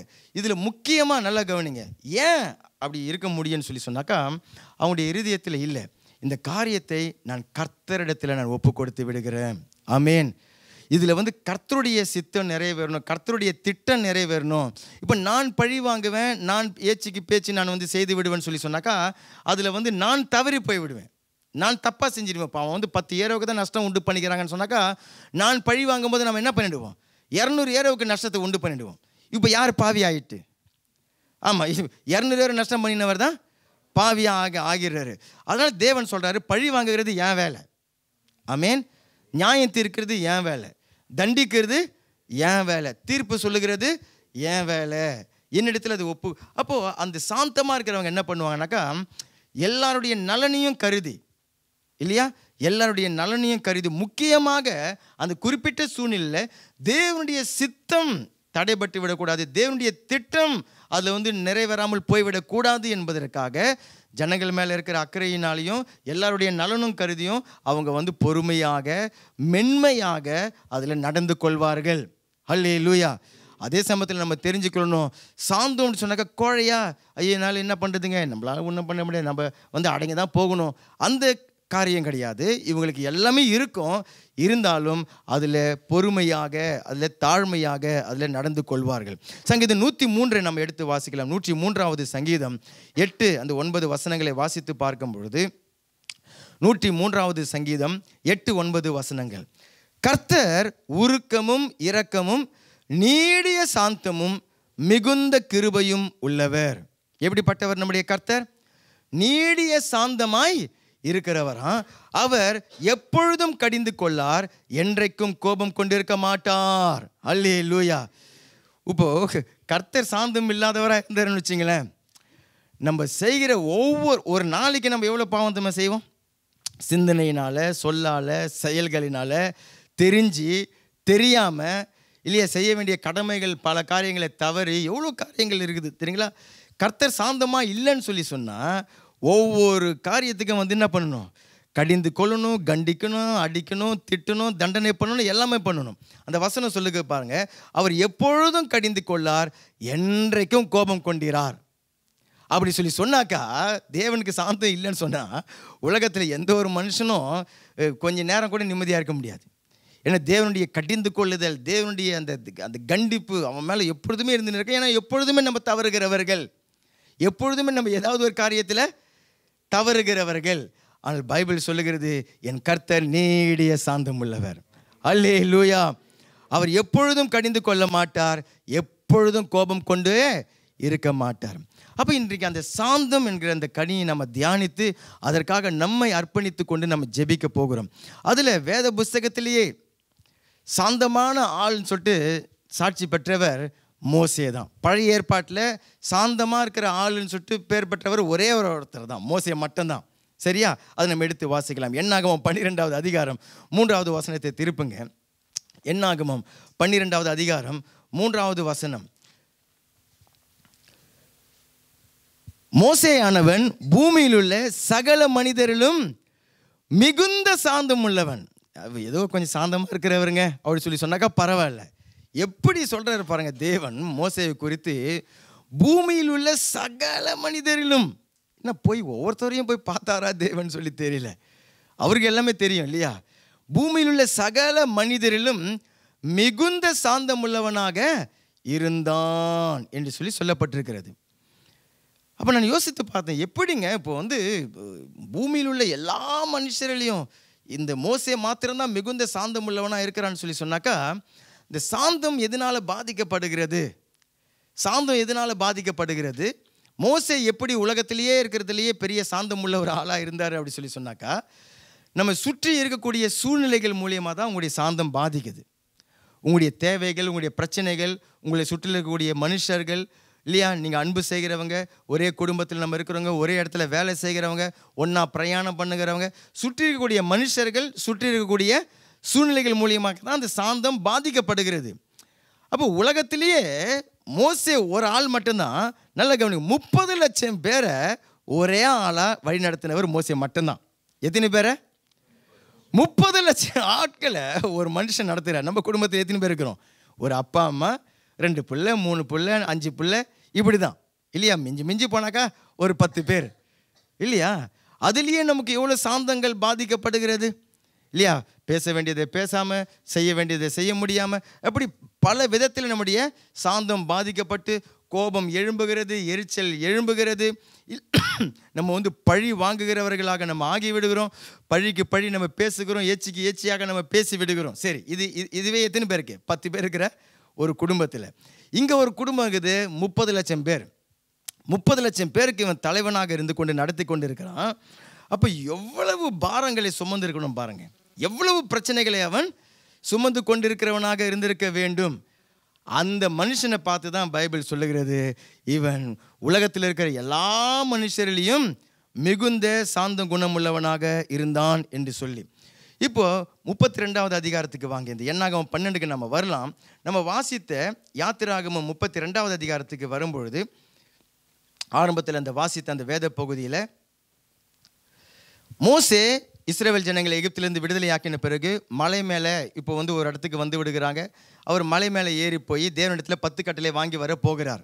10 கட்டளை வாங்கி வர போகும்பொழுது 40 நாள் அங்கே இரவும் பகலும் இருந்தார் இல்லையா. இப்போ கீழே இருக்கிற ஜனங்களுக்குள்ளார ஒரு பயம் வந்துடுச்சு. என்ன, இந்த மோசே போனார ஆளை காணாமே அப்படின்னு சொல்லிட்டு ஆரோனிடத்தில் வந்து எங்களை வழிநடத்தி கொண்டு போகுவதற்கு தெய்வங்களை உண்டாக்குன்னு சொல்ல ஆரோன் பெரிய ஆவிக்குரிய மனுஷன் பாருங்க. அவர் உங்கள் காதில் கழுத்தில் என்னென்ன இருக்குதோ, மூக்கத்தில் என்னென்ன இருக்குதோ எல்லாத்தையும் கொண்டு வாங்க. நல்லா இருக்க நல்ல ஒரு பாஸ்டர் பாருங்க ஆரோன், இல்லை எல்லாத்தையும் கொண்டு வாங்கன்னு சொல்லிட்டு அது கொண்டு வந்தாங்களாம். இவர் நெருப்பில் போட்டாராம். அது என்னமோ ஒரு கன்றுக்குட்டியாக வந்துடுச்சான். இப்போ அந்த கன்றுக்குட்டியை வச்சுக்கிட்டு இவங்க டான்ஸ் பண்ணிக்கின்னு மேலே போர்டு வந்து என்ன வச்சுக்கிறாங்க, கர்த்தருக்கு பண்டிகை, கர்த்தருக்கு பண்டிகைன்னு சொல்லிட்டு உள்ளார என்ன நடக்குது, எல்லாம் கண்ணுக்குட்டிக்கு டான்ஸ் ஆடி கொண்டு இருக்கிறாங்க அங்கே. அதுவும் மாத்திரம் இல்லாமல் எல்லாருமே குடித்து வெறித்து நிர்வாணமாக அப்படி சொல்லி அசுத்த காரியங்கள். அதான் நான் உங்ககிட்ட ஆரம்பத்தில் சொல்லியிருக்கிறேன், எங்கே விக்கிரக ஆராதனை இருக்குதோ அங்கே குடியும் விபச்சாரமும் இது 3ம் ஒன்றாக இணைந்தே இருக்கு. நீங்கள் வேதத்தில் பல இடங்களில் ஒரு தடவை அதை எடுத்து ஆராய்ச்சி செய்த பொழுது எங்கெங்கெல்லாம் அது இருக்குது, இது 3மே ஒன்றா சேர்ந்து தான் இருக்கும். அப்போது இது மோசே மலையின் மேலே இருக்கிறார், தேவனோடு கூட இருக்கிறார். தேவனுக்கு தெரியுது, மோசேக்கு ஒன்றும் தெரியல. அப்போ தேவன் கோபம் அடைந்து மோசே இடத்துல சொல்கிறார் 9வது வசனத்தில், பின்னும் கர்த்தர் மோசையை நோக்கி, இந்த ஜனங்களை பார்த்து இவர்கள் வணங்கா கழுத்துள்ள ஜனங்கள் ஆகியால என் கோபம் இவர்கள் மேலே மூலவும் நான் இவர்களை அழித்து போடவும் நீ என்னை விட்டுவிடு, உன்னை ஒரு பெரிய ஜாதியாக்குவேன் என்று சொல்கிறார். தேவன் மோசையை பார்த்து சொல்கிறார், மோசே இந்த ஜனங்க லேசுப்பட்ட ஜனங்கள் கிடையாது, இவர்களை இன்றைக்கு ஒரே அடியாக அடித்து நாங்கள் இந்த 30 லட்சம் ஜனங்களை நான் அழித்து போட்டுடுறேன், நீ என்னை விடு அப்படின்னு சொன்னால் என்ன அர்த்தம்? தேவன் மோசை கிட்ட சொல்ல நீ என்னை விடுன்றார். என்ன அர்த்தம்? இப்போ சண்டைக்கு போகிறவங்க இப்போ இப்படி என்னை விட்றான்றாக்கா என்ன அர்த்தம்? இந்த பக்கம் 2 பேர் கையை பிடிச்சினுக்கிறாங்க, இந்த பக்கம் 2 பேர் கையை பிடிச்சினுக்கிறாங்க, அதனால் வந்து விட மாட்டேன்றாங்க. அப்போ என்னை விடு. கர்த்தர் மோசை கிட்ட சொல்கிறாரு, என்னை விடு அப்படின்னு சொல்கிறார். அப்படின்னாக்கா மோசே தான் தடுத்து நிறுத்தி வச்சுருக்கிற மாதிரி கர்த்தரை சொல்லிட்டு, நான் உன்னை பெரிய ஜாதி ஆக்குவேன், உன்னை ஒரு ஆளை வச்சுட்டு நான் வந்து பெரிய ஜாதி ஆக்கிடுறேன், இந்த ஜனங்களை நான் அழித்து போட்டுறேன் அப்படின்னு சொன்ன பொழுது மோசே நம்மளாக இருந்தால் என்ன பண்ணியிருந்திருப்போம்? ஆண்டவர் முதல்ல அதை செய்யுங்க, நானே இந்த ஆலோசனை உங்களுக்கு கொடுக்கணும்னு நினச்சின்னு இருந்தேன், சரி நீங்கள் என்ன நினைப்பீங்களோ, நான் கொஞ்சம் தயங்கி இருந்தேன், நீங்களே எனக்கு அந்த ஆலோசனையை கொடுத்துட்டீங்க, அதை முதல்ல செய்யுங்க ஆண்டவரே அப்படின்னு சொல்லிட்டு நம்ம சொல்லியிருப்போம். ஆனால் மோசே அப்படிப்பட்டவன் இல்லை பாருங்க. 11வது வசனம், மோசே தன் தேவனாகிய கர்த்தரை நோக்கி அவர் வந்து பரிந்து பேசி ஜனங்களுக்காக ஜெபிக்கிறார். எதை முன்னிட்டு ஜெபிக்கிற நல்ல கவனிங்க.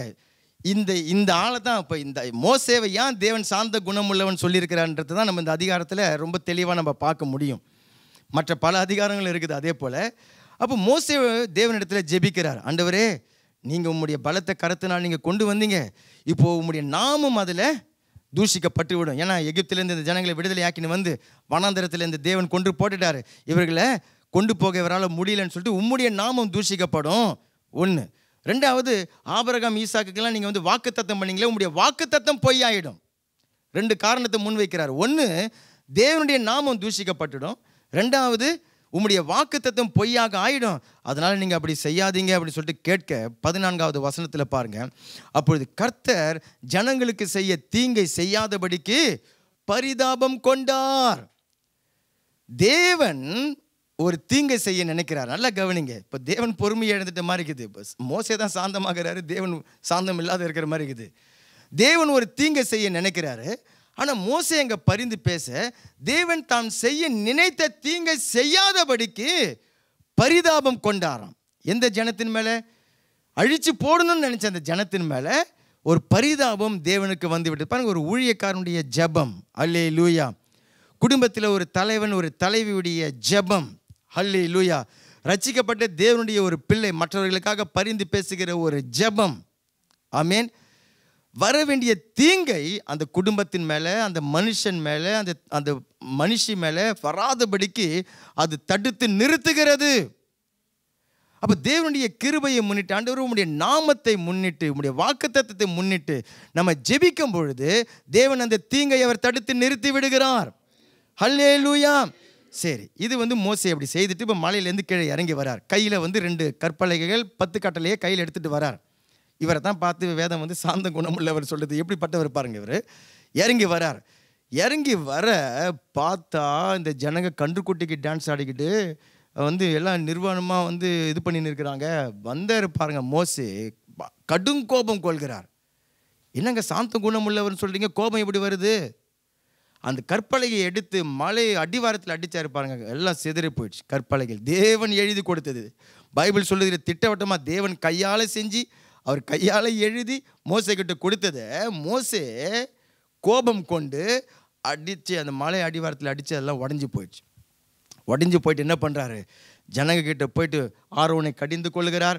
அப்போ அங்கே அந்த லேவி கோத்திரம் அவர் கூட நின்று 3000க்கு மேற்பட்ட அன்றைய ஜனங்கள் அன்றைக்கு சங்கரிக்கப்படுகிறார்கள். இந்த பாவத்தை செய்தவர்கள் 3000 பேரை இவர் தான் சாந்த குணம் உள்ளவர். யார் பேர்? மோசே. சாந்த குணம் உள்ளவர். 3000 பேர் அன்னைக்கு சங்கரிக்கப்பட்டு விடுகிறார்கள். ஆனால் பாருங்கள், மறுபடியும் 30வது வசனத்தில் போகும்பொழுது மறுபடியும் மோசே என்ன பண்ணுறாரு, மறுநாள் நீங்கள் பெரிய பாவம் செய்துட்டீங்க, உங்களுக்காக பாவ நிவர்த்தி செய்யக்கூடுமோ என்று அறிய இப்பொழுது நான் கர்த்தரிடத்துக்கு ஏறி போகிறேன்னு சொல்லிட்டு தேவனிடத்தில் போயிட்டு மறுபடியும் அவன் பரிந்து பேசி ஜெபிக்கிறான். என்னன்னு சொல்லி பாருங்க, கர்த்தரிடத்துக்கு திரும்பி போய், ஐயோ இந்த ஜனங்கள் பொன்னினால் தங்களுக்கு தெய்வங்களை உண்டாக்கி மகா பெரிய பாவம் செஞ்சிட்டாங்க. எப்படிப்பட்ட பாவத்தை செஞ்சிட்டாங்க? வேத புஸ்தகத்தில் நீங்கள் நல்லா ஆராய்ந்து பார்த்தீங்கன்னு சொன்னாக்கா இருக்கிறதுலே பெரிய பாவம் தேவன் அடித்து சாத்துன காரியம் எது தெரியுங்களா? விக்கிரக ஆராதனை தான்.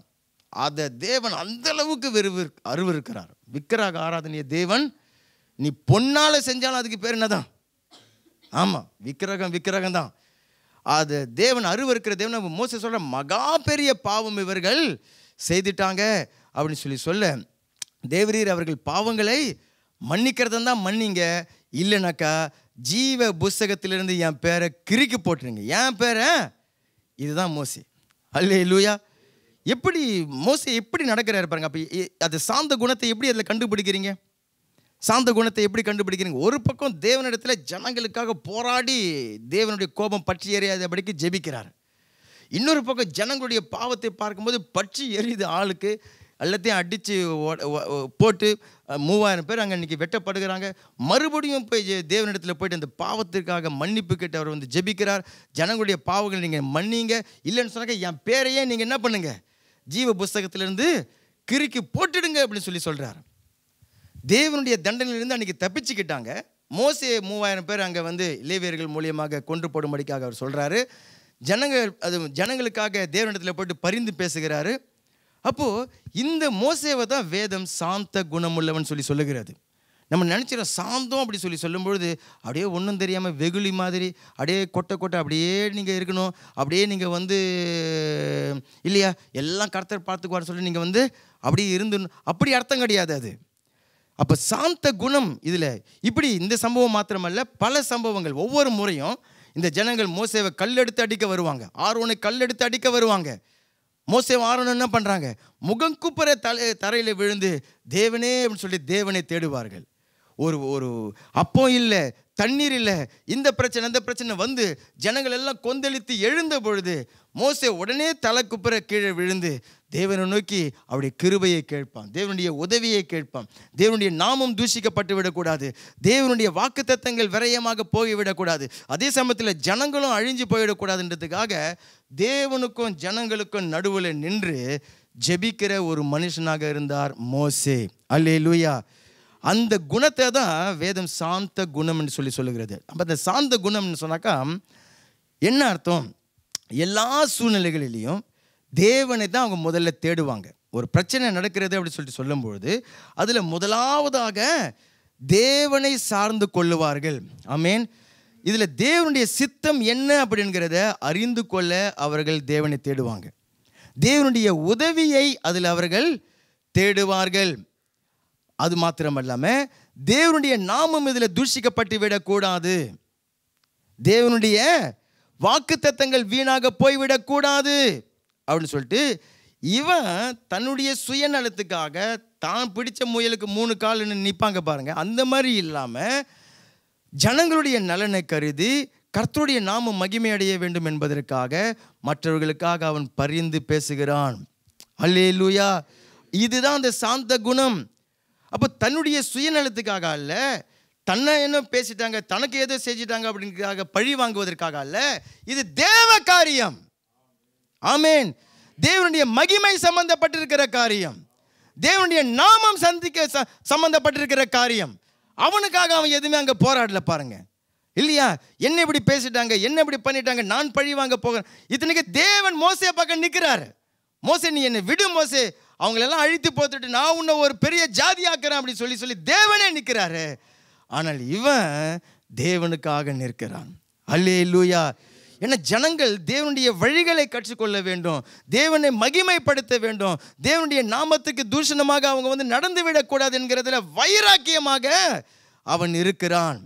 ஆனால் நம்ம வாசித்த என்னாகமம் 12வது அதிகாரத்தில் மிரியாமும் ஆரோனும் சேர்ந்துக்கின்னு அவனுக்கு குறை சொல்கிறாங்க, அவனை குற்றப்படுத்துகிறாங்க. ஏன்னா எத்தியோப்பியா பெண்ணை போய் அவன் கல்யாணம் பண்ணி வந்துட்டான். இஸ்ரவேல் பொண்ணு கிடையாது அவ. அதை வச்சு மோசேவை ஏதாவது மடக்கலாம். என்ன மோசே மட்டும் தான் தீர்க்க தரிசனம் சொல்லுவாரா? அவர் மட்டும்தான் ஊழியக்காரரா? நாங்களும் தான் ஊழியக்காரர், நாங்களும் தான் தீர்க்க தரிசனம் சொல்லுவோம்னு சொல்லிட்டு ஜனங்கள் மத்தியில் குழப்பத்தை கலவரத்தை உண்டு பண்ண பார்க்கிறார்கள். மோசே அதுக்கு ஒன்றுமே பதிலே கொடுக்கல பாருங்க. ஏன்னா அவன் சம்பந்தப்பட்டிருக்கிற காரியம், அவனுக்காக அவன் வழக்காடவே மாட்டார் மோசே. ஹல்லேலூயா. அதுதான் அந்த சாந்த குணம். அப்போ அவனுடைய சாந்த குணத்தை பார்த்துட்டு தான் தேவன் இறங்கி வருகிறார். தேவன் இறங்கி வந்து என் தாசனாகிய மோசேவுக்கு விரோதமாக நீங்கள் பேசுகிறதுக்கு உங்களுக்கு எங்கேருந்து இவ்வளோ தைரியம் வந்தது என்று சொல்லிட்டு அன்றைய நாளில் மிரியாமுக்கு குஷ்டரோகமே வந்துடுச்சு பாருங்க. குஷ்டரோகம் வந்தது நிமித்தம் மோசே போய் தேவனிடத்தில் கதறி ஜெபிக்கிறான், ஆண்டவரே அந்த குஷ்டரோகத்தை நீக்கி போடுங்கன்னு சொல்லிட்டு. இதுதான் அந்த சாந்த குணம். அல்லேலூயா. தேவனுக்காக பக்தி வைராக்கியம் காட்டுகிறது. தேவனுடைய காரியத்தில் அவங்க கோபப்படுகிறான் மோசே. ஆனால் தேவனுடைய நாமம் தூஷிக்கப்படக்கூடாது இல்லையா? தேவனுடைய வாக்குத்தத்தங்கள் விரயமாக போய்விடக்கூடாது. ஜனங்களுக்காக தேவன் வைத்திருக்கிற ஆசீர்வாதங்களை ஜனங்கள் இழந்து போய்விடக்கூடாது. அதே சமயத்தில் பாவத்தையும் அவன் எதிர்த்து நிற்கிறான். அல்லேலூயா. இது எல்லாவற்றிலையும் நம்ம நிறைய நேரத்தில் சாந்தம் இல்லாமல் நடக்கிறது எதனாலன்னு சொன்னாக்கா, நான் சொன்னது போல் 10 ஏற பிரச்சனைக்கு நம்முடைய மாம்சமெல்லாம் அது கூட எல்லாமே ஜாயிண்ட் ஆகிடும். எல்லாம் ஜாயிண்ட் ஆகிட்டு அதனால் உண்டான கோபம், அதனால் உண்டான அந்த எரிச்சல், அதனால் உண்டான அந்த மூர்க்கத்தினால நம்ம 200 ஏரோவுக்கு நஷ்டத்தை உண்டு பண்ணிடுவோம். நடந்தது 10 ஏர பிரச்சனை தான். அதில் நம்ம என்ன பண்ணிடுறோம், 200 ஏரோவுக்கு அதில் பிரச்சனை உண்டு பண்ணிடுறோம். ஏன்னு சொன்னாக்கா நம்ம அது கூட நம்முடைய பலவீனங்கள், நம்முடைய மாம்சங்கள், நம்முடைய எரிச்சல்கள், நம்முடைய கோபங்கள் எல்லாவற்றையும் அதில் சேர்த்து கொள்ளுகிறோம். ஆனால் சாந்த குணம் என்ன செய்யணும்னு சொன்னாக்கா, தேவனை சார்ந்து கொண்டு தேவனுடைய நாம மகிமை அடைய வேண்டும் என்பதற்காக தேவனுடைய உதவியை தேடு, தேவனுடைய வழிகளில் என்ன அப்படிங்கிறத கண்டுபிடிக்கிறதுல கவனம் செலுத்தி, அதே சமயத்தில் மற்றவர்களுக்கு அந்த ஆசீர்வாதம் உண்டாகணும், அவங்க அந்த ஆசீர்வாதத்தை எழுந்து விடக்கூடாது என்று சொல்லிட்டு கருத்தாக இருக்கிறவன் தான் அந்த சாந்த குணம் உள்ளவன். ஆமேன். அவனுக்காக கொடி பிடிக்க மாட்டான். நல்லா கவனிச்சிங்களா? அவனுக்காக 10 பேரை கூட்டின்னு கொடி பிடிச்சி நான் தட்டி கேட்பேன். நிறைய பேர் தட்டி கேட்கலாம், எழும்பிடுவாங்க. ஒன்றுத்தையும் தட்டவும் முடியாது, கேட்கவும் முடியாது இல்லையா? சாந்த குணம் இல்லை உனக்கு.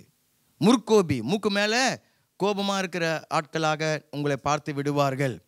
ஆனால் சாந்த குணம் உள்ளவன், ஹல்லேலூயா, அவன் மென்மையாக நடந்து கொள்வான், இருதயத்தில் மென்மையாக நடந்து கொள்வான். ஹல்லேலூயா. அப்போ நம்முடைய சாந்தத்தை இன்றைக்கு நம்ம ஆராய்ந்து பார்க்க வேண்டும். நம்முடைய அன்றாட காரியத்தில் நல்லா கவனிங்க.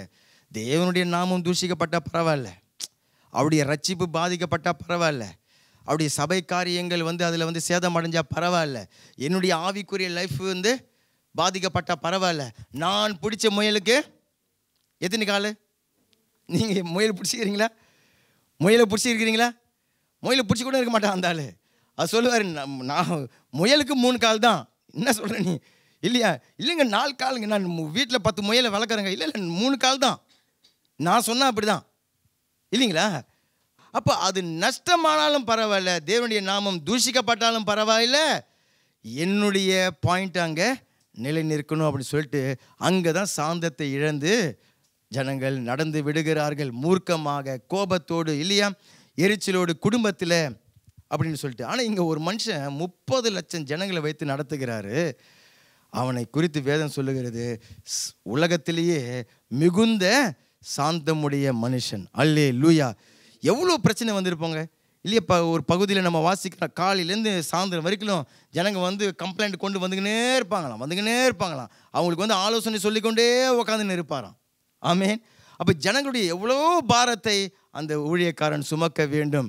அப்போ அதற்கு அந்த சாந்த குணம் இல்லாமல் 30 லட்சம் ஜனங்களை மோசேவால் நடத்தியே இருக்க முடியாது. ஆனால் இன்றைக்கும் சரி, அந்த சாந்த குணம் இல்லாமல் குடும்பத்தை நடத்தவே முடியாது. ஆமேன். அல்லேலூயா.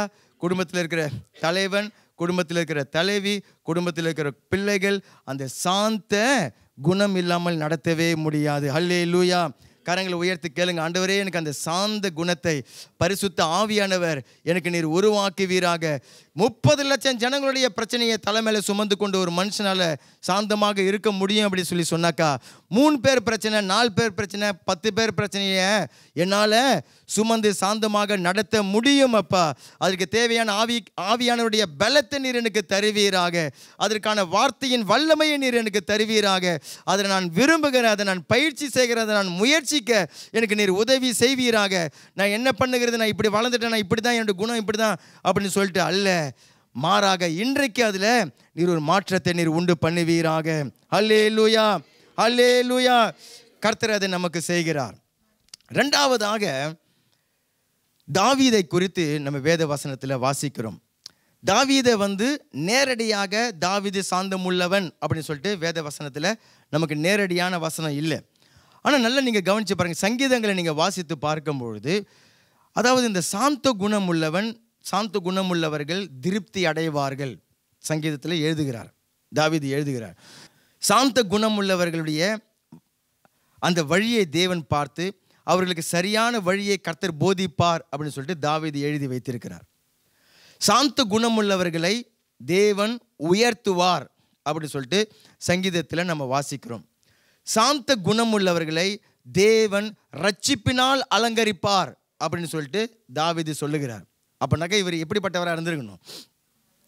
சாந்தமாக இருந்திருக்கணும், அல்லது சாந்தத்தை விரும்புகிற ஒரு மனுஷனாக அது நான் வந்து அந்த அந்த குணத்தில் நான் வளரணும். ஏன்னா இவ்வளோ ஆசீர்வாதங்களை தேவன் சொல்லி வைத்திருக்கிறாரு அப்படின்னு சொல்லிட்டு அதில் வளர்ந்து அதில் ஒரு சில ஆசீர்வாதங்களை கண்ட ஒரு மனுஷனாக தாவீது இருந்திருக்க வேண்டும். இப்போ சங்கீதம் 37:11 வாசிங்க. 37:11.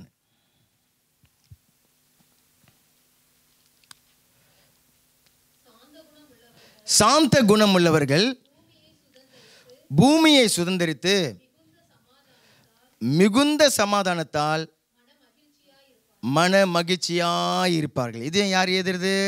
மேலே தலைப்பில் பார்த்தீங்கன்னாக்கா தாவீது எழுதுகிறாரு, சாந்த குணமுள்ளவர்கள் பூமியை சுதந்தரித்து அவங்க வந்து மிகுந்த மகிழ்ச்சியாய் அவர்கள் இருப்பார்கள் என்று சொல்லி. இப்போ தாவீது, அப்போ நான் எதற்காக இதை சொன்னேன்னு சொன்னால், இதை அனுபவிக்காமல் தாவீது சொல்லலை. இப்போ முன்னாடி சொல்லியிருந்தேன் இல்லையா, உயர்த்துவார், வழிகளை போதிப்பார், வந்து திருப்தி ஆக்குவார்லாம் சொன்னேன் இல்லையா. அனுபவிக்காமல் தாவீது அந்த சங்கீதத்தை எழுதலை அப்படிங்கிறதுக்காகத்தான். ஏன்னா இப்போது அவர் சொல்கிறாரு, பூமியை சுதந்தரிப்பார்கள், இழந்திருந்தாக்கா அதை திரும்ப பெற்றுக்கொள்வார்கள், அது நிமித்தம் மிகுந்த மன மகிழ்ச்சியாக இருப்பார்கள் என்று சொல்லி. அது தாவீதுடைய வாழ்க்கையில் அப்படியே நடந்தது பாருங்க.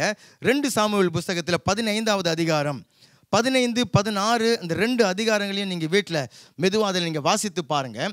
அதில் தாவீதுடைய மகன் அப்சலோம் தாவீதுக்கு விரோதமாக எழும்பிட்டான்.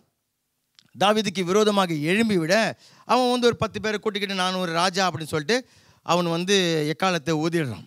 ஊதிட்ட உடனே நல்லா கவனிங்க, தாவீது எப்படிப்பட்டவர்? யுத்த வீரன், ரொம்ப தைரியசாலி, கோலியாத்தை வென்றவர் இல்லையா, சிங்கத்துக்கும் கரடிக்கும் பயப்படாதவர், பல யுத்தங்களை செய்தவர் தாவீது, யுத்த வீரன். இப்போ தன்னுடைய மகன் ஒரு 10 பேரை கூட்டி அவன் வந்து அங்கே நான் வந்து ராஜாவாக ஆயிட்டேன்னு சொல்ல என்ன பண்ணியிருக்கணும் தாவீது? தாவீது போயிட்டு நேராக போயிட்டு அவன் கூட ஒரு 20 பேரை கூட்டின்னு போயிட்டு அவன் கூட போய் சண்டை போட்டு அவனை வெட்டி வீழ்த்துட்டு தன்னுடைய ராஜ்ய பதவியை அவன் காப்பாற்றி இருக்கணும். ஆனால் 14வது வசனத்தில் பாருங்கள், 2 சாமுவேல் 15வது அதிகாரம் 14வது வசனத்தில், அப்பொழுது தாவீது எருசலேமில் தன்னிடத்தில் உள்ள தன்னுடைய எல்லா ஊழியக்காரரையும் நோக்கி, எழுந்து ஓடி போவோம், இல்லாவிட்டால் நாம் அப்சலோமுக்கு தப்ப இடமில்லை. அவன் தீவிரித்து நம்மிடத்தில் வந்து நம்மை பிடித்து நம்மேல் பொல்லாப்பு வர பண்ணி நகரத்தை பட்டய கருக்கினால் சங்காரம் பண்ணாதபடிக்கு தீவிரமாய் புறப்படுங்கள் என்றான். தாவீது தான் தேசத்துக்கு ராஜாவாக இருக்கிறான். அவன் கூட இராணுவ வீரர்கள் இருக்கிறாங்க. அவனுக்குன்னு தனிப்படையாக அந்த கிரேத்தியர்லாம் வருகிறது இல்லையா, அவங்க அவங்களுடைய அந்த ராஜாவுடைய அந்த அந்த பாதுகாப்பாளர் மாதிரி அவனை சுற்றிலும் அந்த பிளாக் கேட்ன்றாங்க இல்லையா, என்ன சொல்கிறாங்க, எப்படி சொல்கிறாங்க, பெரிய கமாண்டோஸ் மாதிரி அந்த கிரேத்தியர் பிளேத்தியர்னு சொல்லிட்டு வருகிறது. அவங்க யாருன்னு கேட்டாக்கா தாவீதுடைய ரொம்ப நெருக்கமான பாதுகாவலர்கள், இராணுவம்லாம் இல்லாமல் அவங்க பாதுகாக்கிறவங்க. இவ்வளோ ஒரு பதவியில் சிங்காசனத்தில் ராஜாவாக இருக்கிற தாவீது இவன் 10 பேரை கூட்டிட்டு ராஜாவாக ஆகிட்டான்றதுனால அங்கேருந்து எழும்பி ஓடுகிறான். ஏன் ஓடுகிறான் அப்படின்னு சொல்லி சொன்னாக்கா, இதில் தாவீதுடைய அந்த சாந்த குணத்தை நம்ம அறிஞ்சு கொள்ள முடியும். ஏன்னு சொன்னாக்கா, அநேகர் ஒரு பிரச்சனையை பார்த்தீங்கன்னு சொன்னீங்களேன், பிரச்சனையை பார்த்துட்டு நான் பெரிய தைரியசாலி, நான் ஒரு ஆம்பளைன்றதை காட்டுறேன் அப்படின்னு சொல்லிட்டு அதில் போய்ட்டு மூர்க்கமாக தலையை போய்ட்டு நேராக போய்ட்டு பிரச்சனைக்குள்ளே தான் விடுறது இல்லையா, போயிட்டு கோத்து மாற்றுறதாங்க இல்லையா. அந்த பிரச்சனையா அவன் பிரச்சனைக்கு வராட்டினாலும் அவனை பிடிச்சி இழுத்து பிரச்சனையை அங்கே புகைஞ்சதை என்ன பண்ணிடுவாங்க, பற்றி எரிய வச்சிடுவார்கள். ஏன்னா சின்ன பிரச்சனையை பார்த்து மாற்றுறதில்ல. இங்கே தாவீது என்ன பண்ணுறானாக்கா, இதுதான் அவனுடைய அந்த சாந்த குணம். ஏன்னாக்கா அவன் வேதம் சொல்லுகிறது, நல் யோசனை செய்து யுத்தம் பண்ணு. ஆமென். யுத்தம் பண்ணுறதுக்கு முன்னாடி நல் ஆலோசனை உனக்கு வேண்டும். அந்த யுத்தத்தை குறித்து உனக்கு தெரியணும், அந்த பிரச்சனையை குறித்து உனக்கு தெரியணும், அதில் எப்படி செயல்படணும், எப்படி போனாக்கா அதில் நீ மாட்டிக்க மாட்ட, அதில் எப்படி போனாக்கா நீ வெற்றி பெறுவ. அல்லது நம்ம போய் எங்கேயுமே யுத்தம் பண்ண போகிறீங்களா, உக்ரைனுக்கு யாராவது போகிறீங்களா, சரி வேணாம் காசாவுக்கு டிக்கெட் எடுத்து கொடுக்குவா, காசா இதுக்கு டிக்கெட் அனுப்பலாமா, இல்லை, நம்ம குடும்பம் தான் காசாவை விட என்ன பெருசா இல்லையா. ஆமாம், காசாவை விட மோசமாக இருக்குது பாஸ்டர் இல்லையா, உக்ரைனை விட. ஆமாம், ஏவுகணை இங்கேயும் அங்கேயுமா ஏவுகணை பறந்துன்னு இருக்குது இல்லையா. அப்போது எங்கே நம்ம அந்த நல்ல ஆலோசனை செய்து யுத்தம் பண்ண போகிறோமா, நம்ம சம்மந்தப்பட்ட காரியத்தில் தான். திடுதிடுப்புன்னு போயிட்டு ஒரு பிரச்சனையை பார்த்துட்டு அதில் போயிட்டு மூர்க்கமாக போய் விடுகிறவன் கிடையாது இந்த தாவீது. குதிரை யுத்த நாளுக்காக ஆயத்தப்படுத்தப்படும், ஆனால் ஜெயமோ கர்த்தராலே வரும். எப்படி கர்த்தராலே வரும், கர்த்தரை சார்ந்து கொள்ள, கர்த்தரை தேட, கர்த்தரிடத்தில் ஆலோசனை கேட்க, அவருடைய வழிகளை கேட்க. அப்படி கர்த்தர் நமக்கு கற்றுக் கொடுத்து அந்த வழிகளை அவர் கற்றுக் கொடுக்கிறார். இப்போது அங்கேருந்து அவன் புறப்பட்டு நீங்கள் 16வது அதிகாரம் 14வது அதிகாரத்துக்கு வரும்பொழுது அவன் இலைப்பாரினான்னு சொல்லிட்டு வருகிறது. 15வது அதிகாரம் 14வது வசனத்தில் அவன் அங்கேருந்து புறப்பட்டான்னு வருது, அரண்மனையிலேருந்து புறப்பட்டான். அடுத்த அதிகாரம் 14வது வசனம் வரும்பொழுது அவன் போய் சேர வேண்டிய இடத்துல அந்த மலையில் குகையில் போயிட்டு இலைப்பாரினான்னு சொல்லிட்டு சொல்லப்பட்டிருக்கிறது. இப்போ இந்த வழியில் தாவீது எப்படி சாந்தமாக நடந்து கொண்டான்ங்கிறத நீங்கள் பார்த்தீங்கன்னு சொன்னாக்கா, சாந்த குணமுள்ளவர்கள் பூமியை சுதந்திரித்துக் கொள்வார்கள் என்ற காரியம் தாவீதுடைய வாழ்க்கையில் எப்படி நடந்தது அப்படிங்கிறத நீங்கள் பார்க்க முடியும். இப்போ அரண்மனையை இழந்துட்டான், சிங்காசனத்தை இழந்துட்டான், தேசத்தை இழந்துட்டான், பதவியை இழந்துட்டான், அவனுடைய இராணுவத்தை எல்லாவற்றையும் இழந்துட்டான். தலைமையில துணியை போட்டுன்னு வெறுங்காலோட கண்ணீரோட அழுதுகிண்டு அவன் மலை பக்கமாக அவன் போய் கொண்டிருக்கிற அந்த மனுஷன், அவனுக்குள்ள இந்த சாந்த குணத்தை பாருங்க. வேத வசனத்தில் நம்ம வாசித்து பார்க்கும்பொழுது ரொம்ப தெளிவாக 20வது வசனத்தை பாருங்க. 20வது வசனத்தில் அங்கே கித்தியனாகிய ஈத்தாய் அப்படிங்கிற ஒரு மனுஷனும் அவனோடு கூட ஜனங்களும் ராஜா நாங்கள் உங்கள் கூடவே வரோம் அப்படின்னு சொல்லிட்டு சொல்கிறாங்க. இப்போ தாவீது எப்படிப்பட்ட ஒரு மனுஷனாக இருக்கிறான், இப்போது அவ்வளோ இழப்புகள், அவ்வளோ அவமானங்கள், அவ்வளோ தலைக்குனிகள். சொந்த மகன் யாரு சொந்த மகன் தாங்க முடியுமா இல்லையா. இப்போ ஒரு பெலிஸ்தியர் அமலேக்கியர் வந்துட்டாக்கா இவன் என்ன பண்ணுவான், வரிஞ்சு கட்டிட்டு யுத்தம் பண்ண போவான். குத்தினது யார், இப்போ முதுகில் குத்துறது யார் தான், சொந்த மகன் தான் குத்துக்கிறான். இப்போ தாவீது அவ்வளோ ஒரு தலைக்குழுவில் போய் கொண்டு இருக்கும்போது எவ்வளோ எரிச்சல் இருக்கும், எவ்வளோ கோபம் இருக்கும், எவ்வளோ ஒரு ஆதங்கம் இருக்கும் இல்லையா நான் இவ்வளவு நான் பெற்று வளர்த்து இவ்வளவு நன்மைகள் செஞ்சு இப்படி பண்ணுறானே அப்படின்ற ஒரு ஆதங்கம் இருக்கும். அந்த எரிச்சலை நம்ம என்ன பண்ணுவோம், நல்லா கவனிங்க. நம்மளை கேட்டால் தான் தெரியும், தாவீதை விட நமக்கு தான் நல்லா தெரியும். நம்ம எரிச்சலாக கோபமாக இருக்கிறோன்னு வச்சிங்களேன், உங்கள் கிட்ட ஒருத்தவங்க வராங்க, என்ன பண்ணுவீங்க? அவங்களுக்கும் பிரச்சனைக்கு அவங்களுக்கும் சம்மந்தமே இருக்காது. அவங்களுக்கு நீங்கள் பிரச்சனை இருக்கிறதே தெரியாது. நீங்கள் அப்படியே கடுன்னு இருக்கிறீங்க இல்லையா? எண்ணெயில் கடுகு போட்ட மாதிரி இருக்கிறீங்கன்னு வச்சிங்களேன், என்ன பண்ணுவீங்க? வர ஆள் யார் எவரா, மனைவி மாட்டிக்கிட்டால் ரொம்ப சுலபம். ஆமாம், இல்லைனாக்கா கணவராக இருந்துட்டாக்கா இன்னும் கொஞ்சம் லாபம். பிள்ளைங்க அப்போ தான் ஸ்கூல் முடிச்சுட்டு வருவாங்கன்னு சொன்னாக்கா கத்தி கூவி பிள்ளைங்க அப்படியே பார்த்துனுக்கு, என்னது என்ன நடந்தது இப்போது இல்லையா? நமக்கு இருக்கிற அந்த கோபத்தை அது இந்த இந்த இந்த இந்த இந்த வெறிப்பிடித்த அந்த இது நாய் இருக்குது இல்லையா, அந்த சொறி பிடித்த நாயின்னு சொல்லுவாங்க கிராமத்தில். அதுக்குள்ளே அந்த விஷம் இருக்கும், அது வந்து கடிச்சிடக்கூடாது, தெரியுமா உங்களுக்கு? ஆமாம், விஷ நாய் இருக்கும், அதுக்குள்ளே இருக்கும். அது போயிட்டு கடிச்சிட்டோம்னு வச்சிங்களேன், அதுக்குள்ளே இருக்கிற விஷத்தை அங்கே ஏற்றிடும். அது போய் நிறைய பேர் கடிச்சு அந்த விஷத்தை அங்கே வந்து ஏற்றி விட்டுடும் பாருங்கள். அந்த மாதிரி நம்ம என்ன பண்ணிடுறோம், பல நேரங்களில் நமக்குள்ளே இருக்கக்கூடிய அந்த எரிச்சல், கோபம், இழப்பு, நம்ம ஏதோ வந்து ஒரு காரியத்தில் வந்து ஒரு தோல்வி அல்லது ஏதோ ஒன்று இல்லையா, அது என்ன பண்ணுறோம், யார் கிடைக்கிற முதலாளி யாரோ அவங்க மேலே எல்லாத்தையும் கொட்டி முடிச்சு விடுகிறது. இங்கே தாவீது போகிறான், தலையில் துணியை போட்டுன்னு வெறுங்காலோடு அழுதுகிட்டு போகிறாரு தாவீது. அப்போ கித்தியனாகிய அந்த ஈத்தா என்கிற அந்த மனுஷன் அவங்க கும்பல்லாம் வந்து ராஜா நாங்களும் உங்கள் கூட வரோம் சொன்ன உடனே தாவீது என்ன சொல்கிறான் பாருங்கள், அந்த 20வது வசனத்தில் பிற்பகுதியில், நீ உன் சகோதரரை அழைத்து கொண்டு திரும்பி போ, கிருபையும் உண்மையும் உன்னோடு இருப்பதாக. ஆசீர்வதிக்கிறார் பாருங்க. எவ்வளோ ஒரு இழப்பின் மத்தியில் இருக்கிறாரு, அவமானத்தின் மத்தியில் இருக்கிறாரு, ஆசீர்வதிக்க முடியுது. ஆமேன். கிருபையும் உண்மையும் உன்னோடு கூட. சாந்த குணமுள்ள இருக்கிற மனுஷன் இதை செய்வான். அல்லேலூயா.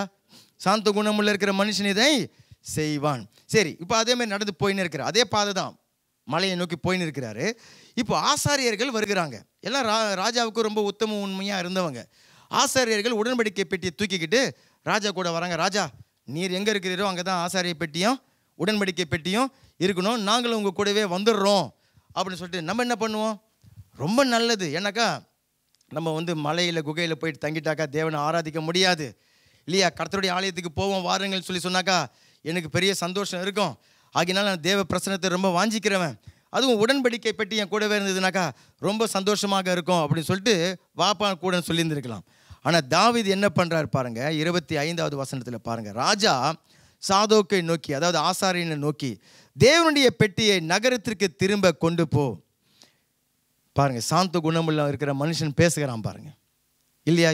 யாரெல்லாம் இழப்பின் மத்தியில் இருக்கிறீங்க? யாராவது பிரச்சனையின் மத்தியில் யாராவது இருக்கிறீங்களா? யார் தான் இல்லைன்றீங்களா? யார் தான் பாஸ்டர்? கேள்வியை மாற்றி கேளுங்க. யாருக்கு பிரச்சனை இல்லாமல் இங்கே இருக்கிறீங்க?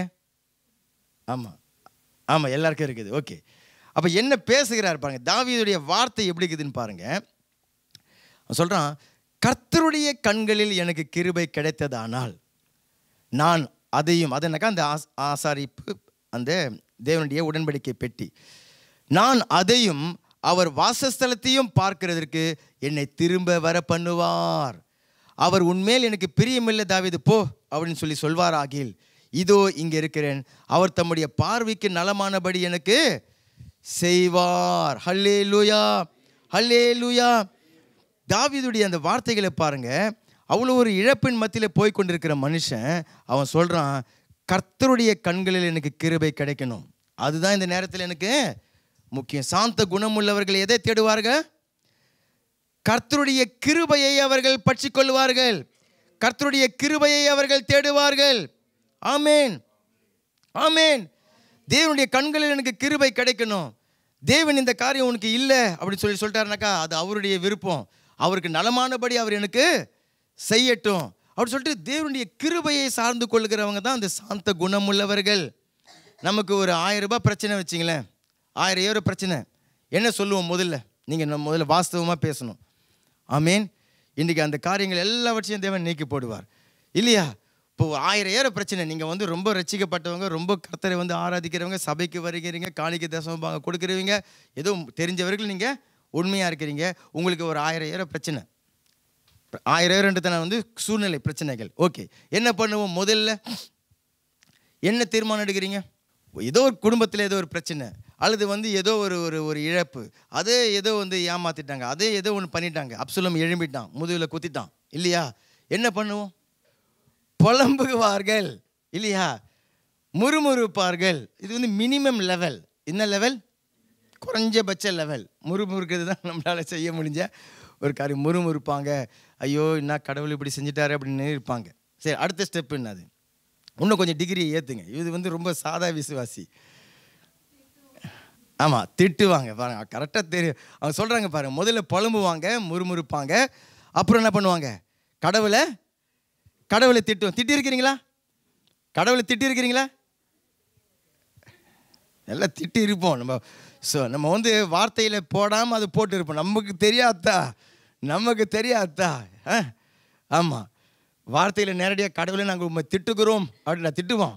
நம்ம பாணியில் நம்ம திட்டுவோம் இல்லையா? அடுத்த ஸ்டெப் என்னது? கடவுளை திட்டுக்கிறோம். அதுக்கு அடுத்த சொல்லுங்க, என்ன சொல்லிடுவோம்? கடவுள் இல்லைன்றோம். ஆமாம்மா, விலகி போகிறது அதுக்கு அடுத்த ஸ்டெப்பு. ஏன்னா வந்து விலகி போயிட்டாலும் எதை விட்டு விலகி போயிடுவாங்க? சபையை விட்டு விலகி போயிடுவாங்க இல்லையா? அதுக்கு அடுத்தது என்ன இருக்குது?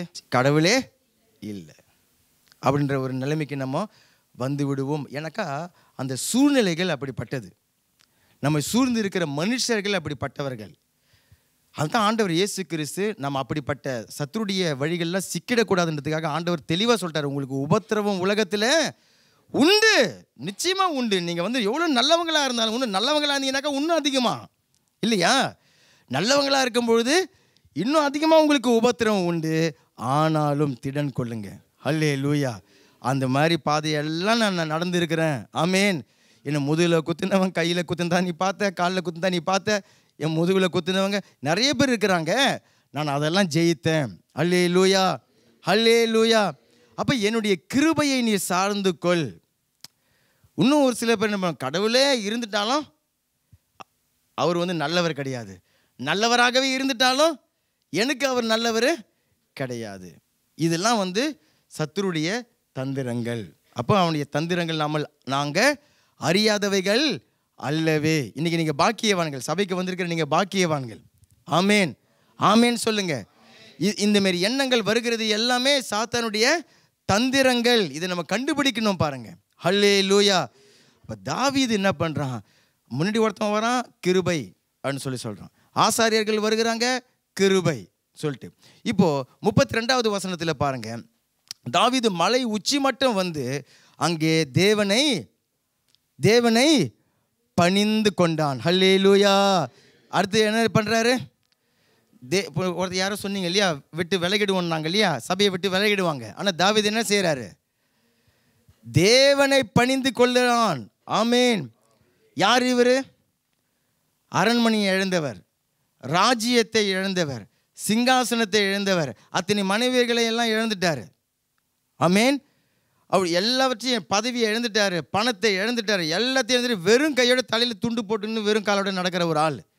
இவர் சொல்கிறாரு, போயிட்டு தேவனை இவர் பணிந்து கொண்டான். ஏன்னு சொன்னாக்கா நம்முடைய எல்லா பிரச்சனைக்கும் பதில் எங்கே தான் இருக்குது? அவரிடத்துல தான் இருக்கிறது. ஹல்லேலூயா. சரி, இது மட்டும் போதாது பாருங்க, அடுத்த அதிகாரத்துக்கு திருப்புங்க. அங்கே 6வது வசனத்தில் வரும்பொழுது, இப்போ தாவீது தனியாக போல, கூட பலசாலிகள்லாம் கொஞ்சம் வராங்க, கொஞ்சம் உண்மையான ஊழியக்காரர்கள்லாம் கூட வராங்க, எல்லாம் போயின்னு இருக்கிறாரு. இங்கே இந்த சிமேயி என்கிற ஒருவன் இருக்கிறான், சவுலுடைய குடும்பத்தை ஆள் சிமேயி என்கிறவன். அவன் வந்து அந்த வசனத்தை பாருங்க, வசனத்தை வாசிக்கும் பொழுது 6வது வசனம், சகல ஜனங்களும் சகல பலசாலிகளும் தாவீதின் வலதுபுறமாக இடதுபுறமாக நடக்கையிலே தாவீதின் மேலும் தாவீது ராஜாவுடைய சகல ஊழியக்காரர் மேலும் கற்களை எறிந்தான். அங்கே வந்து வெறியன் தாவீதின் வருதா? எப்படி வருது? தாவீது ராஜா அப்படின்னா என்ன அர்த்தம்? இன்னும் வேதம் அவனை எப்படி தான் பார்க்குது? ராஜாவாக தான் பார்க்குது. ஒரு ராஜா பாருங்க, தேசத்து ராஜா, அவனுடைய பலசாலிகள்லாம் நடந்து போயின்னுக்கிறாங்க. இவன் வந்து சகல ஊழியக்காரர்கள் மேலும் கற்களை எறிந்தான். சிமேயி அவனை தூஷித்து சொல்கிறான் பாருங்க, இரத்த பிரியனே, பேலியாளின் மனுஷனே, தொலைந்து போ, தொலைந்து போ. சவுலுடைய ஸ்தலத்தில் ராஜாவான உன்மேல் கர்த்தர் சவுல் வீட்டாரின் இரத்த பழியை திரும்ப பண்ணினார். கர்த்தர் ராஜ்யபாரத்தை உன் குமாரனை கர்த்தரவாறு இருக்கிறான். கர்த்தர் ராஜ்யபாரத்தை உன் குமாரனாகிய அப்சலோமின் கையில் ஒப்பு கொடுத்தார். இப்பொழுதும் உன் அக்கிரமத்தில் நீ அகப்பட்டாய், இரத்த பிரியனான மனுஷனே அப்படின்னு சொல்கிறான். எப்படி இருக்கும் பாருங்க, ஒரு ராஜா அவனுடைய மரியாதை, மதிப்பு, கனம், அவன் கூட எல்லாம் இருக்கிறாங்க. இவன் இந்த மாதிரி இவன் சாதா ஒரு ஆள், அவ்வளோ ஒருத்தரும் பேசுகிறான். இப்போ கூட நிற்கக்கூடிய அந்த பலசாலிகளுக்கு பொறுக்கலை. அந்த பலசாலி அந்த செரியாவின் குமாரன் அபிசாய் ராஜாவை நோக்கி, அந்த செத்த நாய், எப்படிப்பட்டவனாவன்? செத்த நாய் ராஜாவாகி என் ஆண்டவனை தூஷிப்பானேன், நான் போய் அவன் தலையை வாங்கட்டுமா அப்படின்னு சொல்லி கேட்க, இப்போதான் அந்த சாந்த குணமுள்ள தாவீது, பூமியை சுதந்திரிக்கிற அந்த சாந்த குணமுள்ள தாவீது என்ன செய்கிறான்னு பாருங்க. அதற்கு ராஜா 10வது வசனத்தில், செரியாவின் குமாரரே, எனக்கும் உங்களுக்கும் என்ன, அவன் என்னை தூஷிக்கட்டும். என்ன செய்யட்டுமா? என்னை தூஷிக்கட்டும். தாவீதை தூஷிக்க வேண்டும் என்று யார் சொன்னது? கர்த்தர் அவனுக்கு சொன்னார். ஆகையால் ஏன் இப்படி செய்கிறார் என்று கேட்கத்தக்கவன் யார் என்றான். பின்னும் தாவீது அபிசாயை தன் ஊழியக்காரர் எல்லாரையும் பார்த்து, இதோ சொல்கிறான் பாருங்க, ரொம்ப என் கர்ப்ப பிறப்பான என் குமாரனே என் பிராணனை வாங்க தேடும் பொழுது இந்த பென்யமீனன் எத்தனை அதிகம் செய்வான் சொல்கிறான் இல்லையா? என் சொந்த மகனே என்னை இப்படி கொலை பண்ண தேடிக்கொண்டு இருக்கிறான். இந்த அடுத்த இன்னொரு கோத்திரத்து மனுஷன் இவன் எந்த அளவுக்கு செய்வான் சொல்கிறான். சொல்லிட்டு அவன் தூஷிக்கட்டும், அப்படி செய்ய கர்த்தர் அவனுக்கு கட்டளையிட்டு இருக்கிறார். ஒருவேளை கர்த்தரின் சிறுமையை பார்த்து இந்த நாளில் அவன் நிந்தித்த நிந்தனைக்கு பதிலாக எனக்கு நன்மையை சரி கட்டுவார்.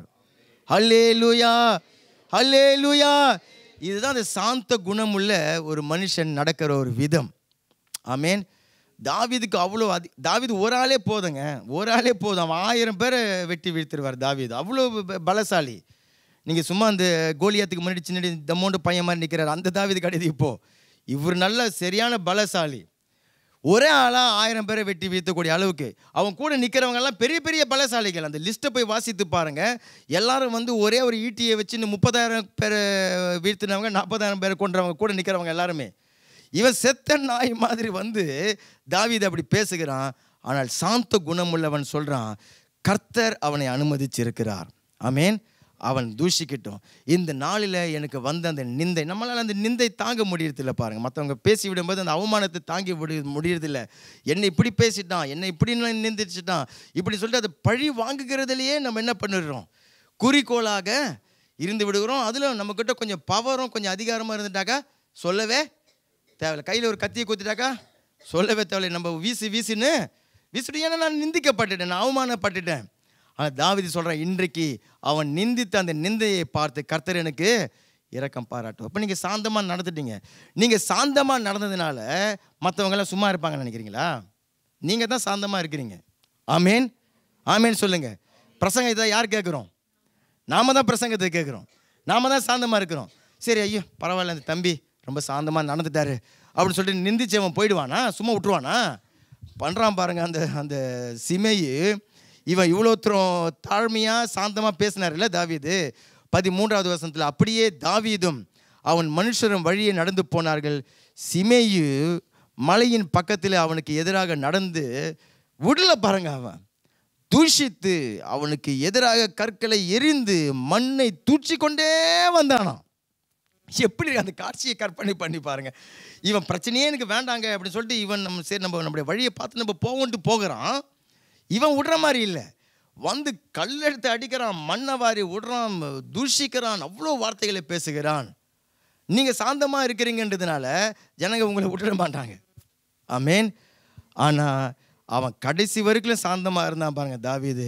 அதனால தான் இழந்த அத்தனையையும், அந்த ராஜ்யத்தை, பூமியை சுதந்திரிப்பான்ட்டு தாவீது சொன்னார் இல்லையா, அது அதே போல சாந்த குணத்தினால தான் இழந்தது எல்லாவற்றையும் அவன் சுதந்திரித்து கொண்டான். கரங்களை பலமாய் தட்டுங்க. நீங்கள் எதை இழந்திருக்கிறீங்க?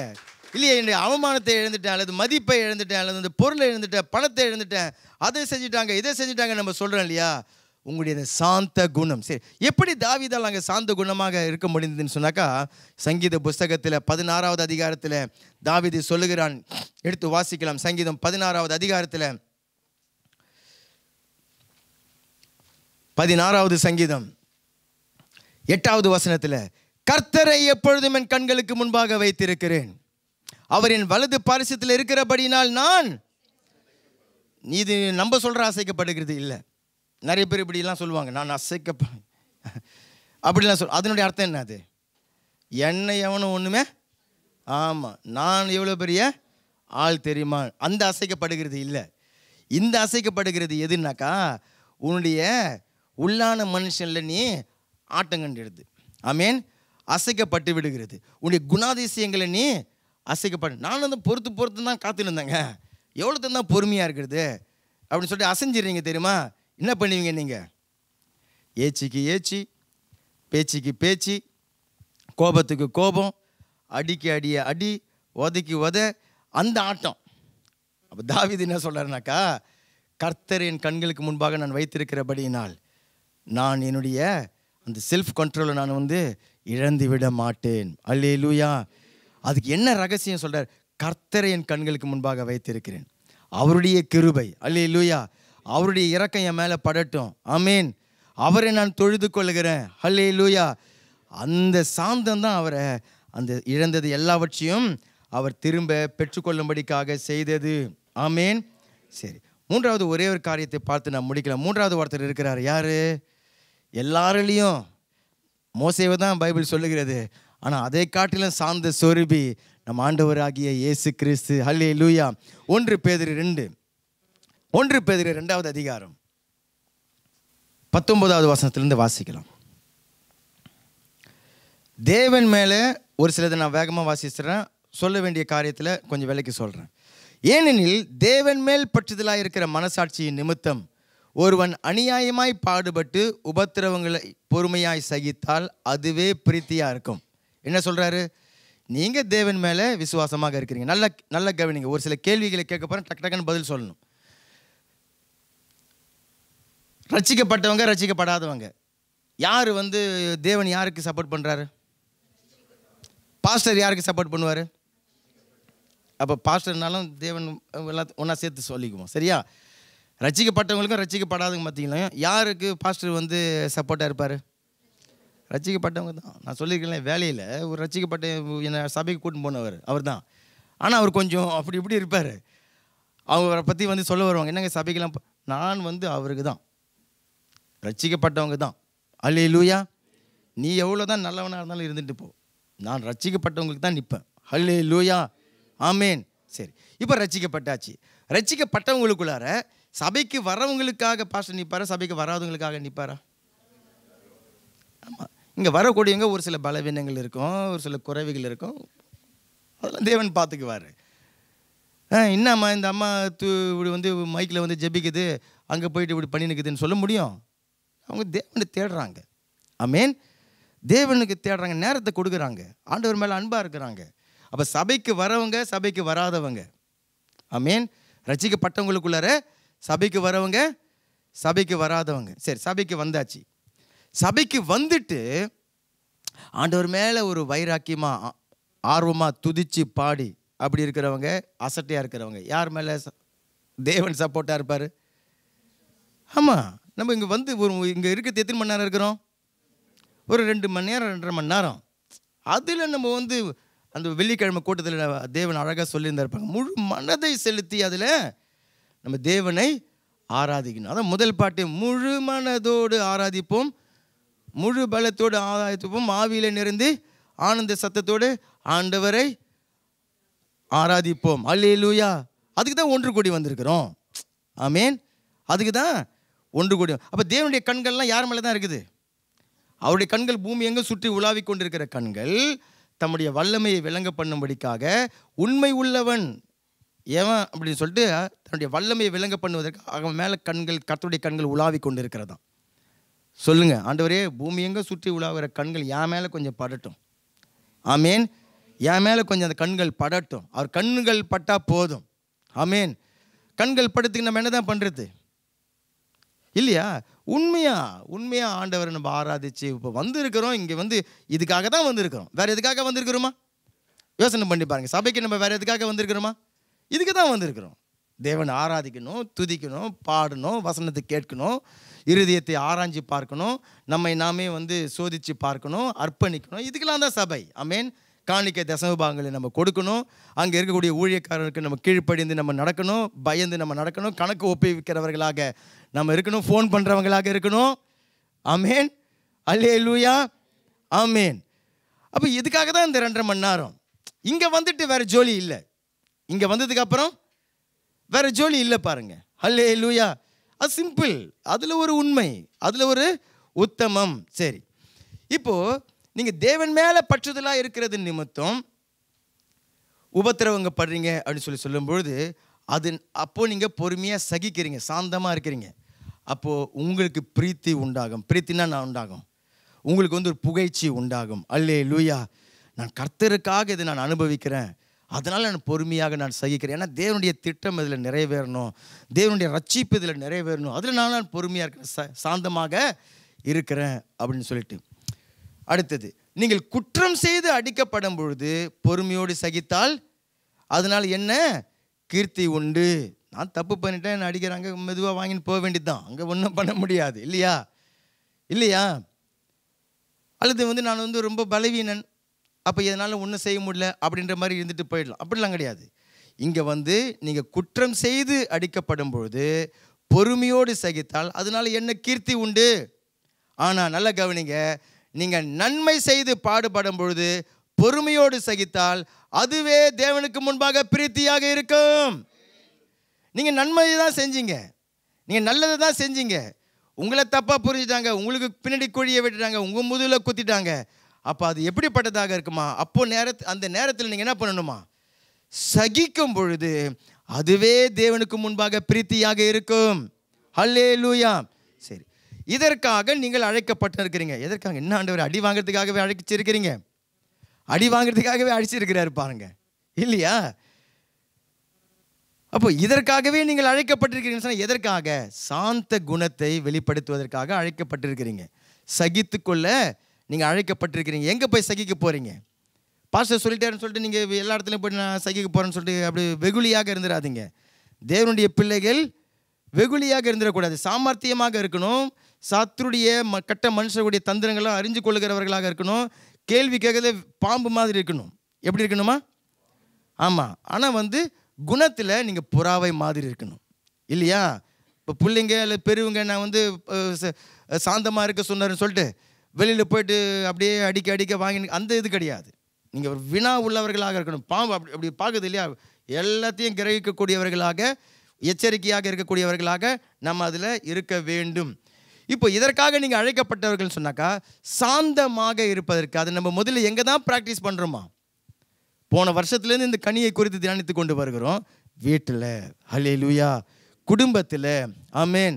அங்கே தான் அந்த கனியை நம்ம பழக்கி வைக்கிறோம். சாந்தமாக இருக்கிறதுக்கு, சகித்து கொள்ள, தேவனுடைய நாமம் தூஷிக்கப்படக்கூடாது, தேவனுடைய திட்டம் இதில் தவறிவிடக்கூடாது அப்படிங்கிறதுக்காக சகித்து கொள்ள, சாந்தமாக இருக்க, இதற்காகத்தான் நீங்கள் அழைக்கப்பட்டிருக்கிறீங்க. ஏனென்றால் கிறிஸ்து உங்களுக்காக பாடுபட்டு நீங்கள் தம்முடைய அடிச்சுவடுகளை தொடர்ந்து வரும்படி உங்களுக்கு மாதிரியை பின்வைத்து போனார். எத்தனை பேர் அதில் நடக்க விரும்புகிறோம்? ஆண்டவரே உன் முன்மாதிரியில் நான் நடக்க விரும்புகிறேன். ஹல்லேலூயா. இந்த வசனத்தை ஏற்கனவே நான் போதிச்சதை கேட்டவங்க எத்தனை பேர்? எத்தனை பேருக்கு ஞாபகம் இருக்குது நான் இந்த வசனத்தை வச்சு போதிச்சது? ஞாபகம் இருக்குதா? சரி, அந்த வசனம் ஏதாவது மாற்றத்தை பண்ணியிருக்குதா நமக்குள்ளே? கொஞ்சமாவது எதாவது மாற்றி இருக்குதா? நான் கொஞ்சம் மாறி இருக்கிறேன் பாஸ்டர், ஏன்னா இந்த வசனம் எனக்கு தெரியாமல் இருக்கும். நீங்கள் இதை போதிச்சதுக்கு பிறகு கொஞ்சம் எனக்கு மாற்றம் உண்டாக இருக்குதுன்னு சொல்கிறவங்க எத்தனை பேர்? இல்லை, கேட்டவங்க எத்தனை பேர்? கை நல்லா தூக்குங்க, நல்லா அரை கையெல்லாம் தூக்காதீங்க, முழுசாக தூக்குங்க. கேட்டவங்க எத்தனை? ஓகே. இதில் எனக்குள்ள கொஞ்சமாவது நீங்கள் ஃபுல்லாக மாறிட்டீங்கன்னு சொல்லலை, சாந்த சொரிபியாக மாறிடல, கொஞ்சமாவது எனக்கு மாற்றம் உண்டாக்கிறது இந்த வார்த்தைன்னு சொல்கிறவங்க மாத்திரம் மறுபடியும் கை தூக்குங்க. கொஞ்சமாவது எனக்குள்ளாக நான் முன்னாடி மாதிரி இல்லை, இந்த வசனத்தை கேட்டதுக்கப்புறம் முன்னாடி மாதிரி இல்லை. ஆமாம், கொஞ்சமாவது மாறி இருக்குதா? கொஞ்சம் ஆண்டவர் சகித்து அந்த சாந்தத்தில் கொஞ்சமாவது வந்திருக்குதா? கொஞ்சம் வந்துக்குது. ஆமேன். அப்போ இன்றைக்கி மறுபடியும் அதனால தான் தேவன் சொல்கிறார். நான் யோசிச்சு, என்னப்பா இது நம்ம சொன்னதையும் நம்ம சொல்கிற மாதிரி இருக்கிறது அப்படின்னு சொல்லிட்டு, அப்போ ஆண்டவர் சொல்கிறார், நல்லது. ஆமாம், அவர்கள் நான் உங்களுக்கு போதித்ததை கை கொள்ளுகிற வரைக்கும் அவங்களுக்கு நீங்கள் போதிங்கன்னு சொல்லிட்டு மத்திய கடைசி அதிகாரத்தில் சீடர்களுக்கு தேவன் சொல்கிறார். கடைசி வசனம், கடைசி. அல்லேலூயா. அப்போ அது உருவாகுகிற வரைக்கும் தேவன் நமக்கு அதை திரும்ப திரும்ப பேசுவார். எனக்கு பேசுகிறார், உங்களுக்கு எனக்கு ரொம்ப ஆசீர்வாதம். ஆமென். பேசுகிற எனக்கு தேவன் நல்லா பேசுகிறாரு, நல்ல ஆசீர்வாதமாக இருக்கிறது. ஓகே, என்ன அந்த அடிச்சுவடி நிறைய மாதிரி இருந்தாலும் இங்கே குறிப்பிட்டு என்ன சொல்கிறாருனாக்கா, அவர் பாவம் செய்யவில்லை, அவருடைய வாயில வஞ்சனை காணப்படவும் இல்லை. இப்போ பாவம் செய்யலை சொல்லிட்டு இவர் இதை செய்யலை அதை செய்யலைன்னு சொல்ல பாருங்க. இது குறிப்பிட்ட சம்பவம். எந்த சம்பவம்? சிலுவையில் அந்த சிலுவை பாடுகள், அந்த சிலுவை பாதை, அது சம்மந்தப்பட்ட காரியத்தில் ஆண்டவர் என்ன பண்ணலையா, பாவம் செய்யலைன்னு சொல்கிறாரு. இவர் என்ன பாவத்தை செய்து விட முடியும்? ரோம வீரர்கள் ஈட்டியோடும் பட்டயத்தோடும் பேர் கூட நிற்கிறாங்க. இவர் என்ன பாவத்தை செய்து விட முடியும்? சரீரமெல்லாம் அடித்து ரத்தம் போயிட்டு இருக்குது இல்லையா, அவ்வளோ பலவீனங்கள். முந்தின நாள் நைட்டிலேருந்து சாப்பிடவே இல்லை, இங்கேயும் அங்கேயும் விசாரித்து அவர் தண்ணி கூட குடிக்கல, அவ்வளோ சோர்பில் இருக்கும்பொழுது என்ன பாவத்தை செஞ்சுவிட முடியும்? ஒரு ரோம போர் வீரனை சட்டையை பிடிச்சி என்னடான்னு சொல்லி 4 கேள்வியை கேட்டு ஒன்றும் பண்ண முடியாது இல்லையா. அவரே அப்படியே விட்டா விழுந்துடலான்ற மாதிரி ஆண்டவர் நடந்து கொண்டு வருகிறார். இப்போ சிலுவையிலையும் அடைச்சிட்டார். சிலுவையிலையும் அரைஞ்சிட்டது பிறகு என்ன பாவத்தை செய்ய முடியும்? அவர் பாவம் செய்யலைன்ட்டு சொல்லணுமா? அவருடைய வாழ்க்கையில் பாவம் செய்யலைன்றதை பற்றி இங்கே சொல்லலை. குறிப்பிட்ட அந்த நேரத்தில் அவர் பாவம் செய்யவில்லை. என்ன பாவத்தைன்னு சொன்னாக்கா, அவருடைய வாயில வஞ்சனை காணப்படவில்லை. ஆமீன். சாந்தமாக இல்லாமல் போகிற காரியத்தில் அது எங்கே நம்ம கோட்டை விடுறோம்? முதல் காரியம் அப்படி சொன்னாக்கா, வாயின் வார்த்தை தான். எதில் தான்?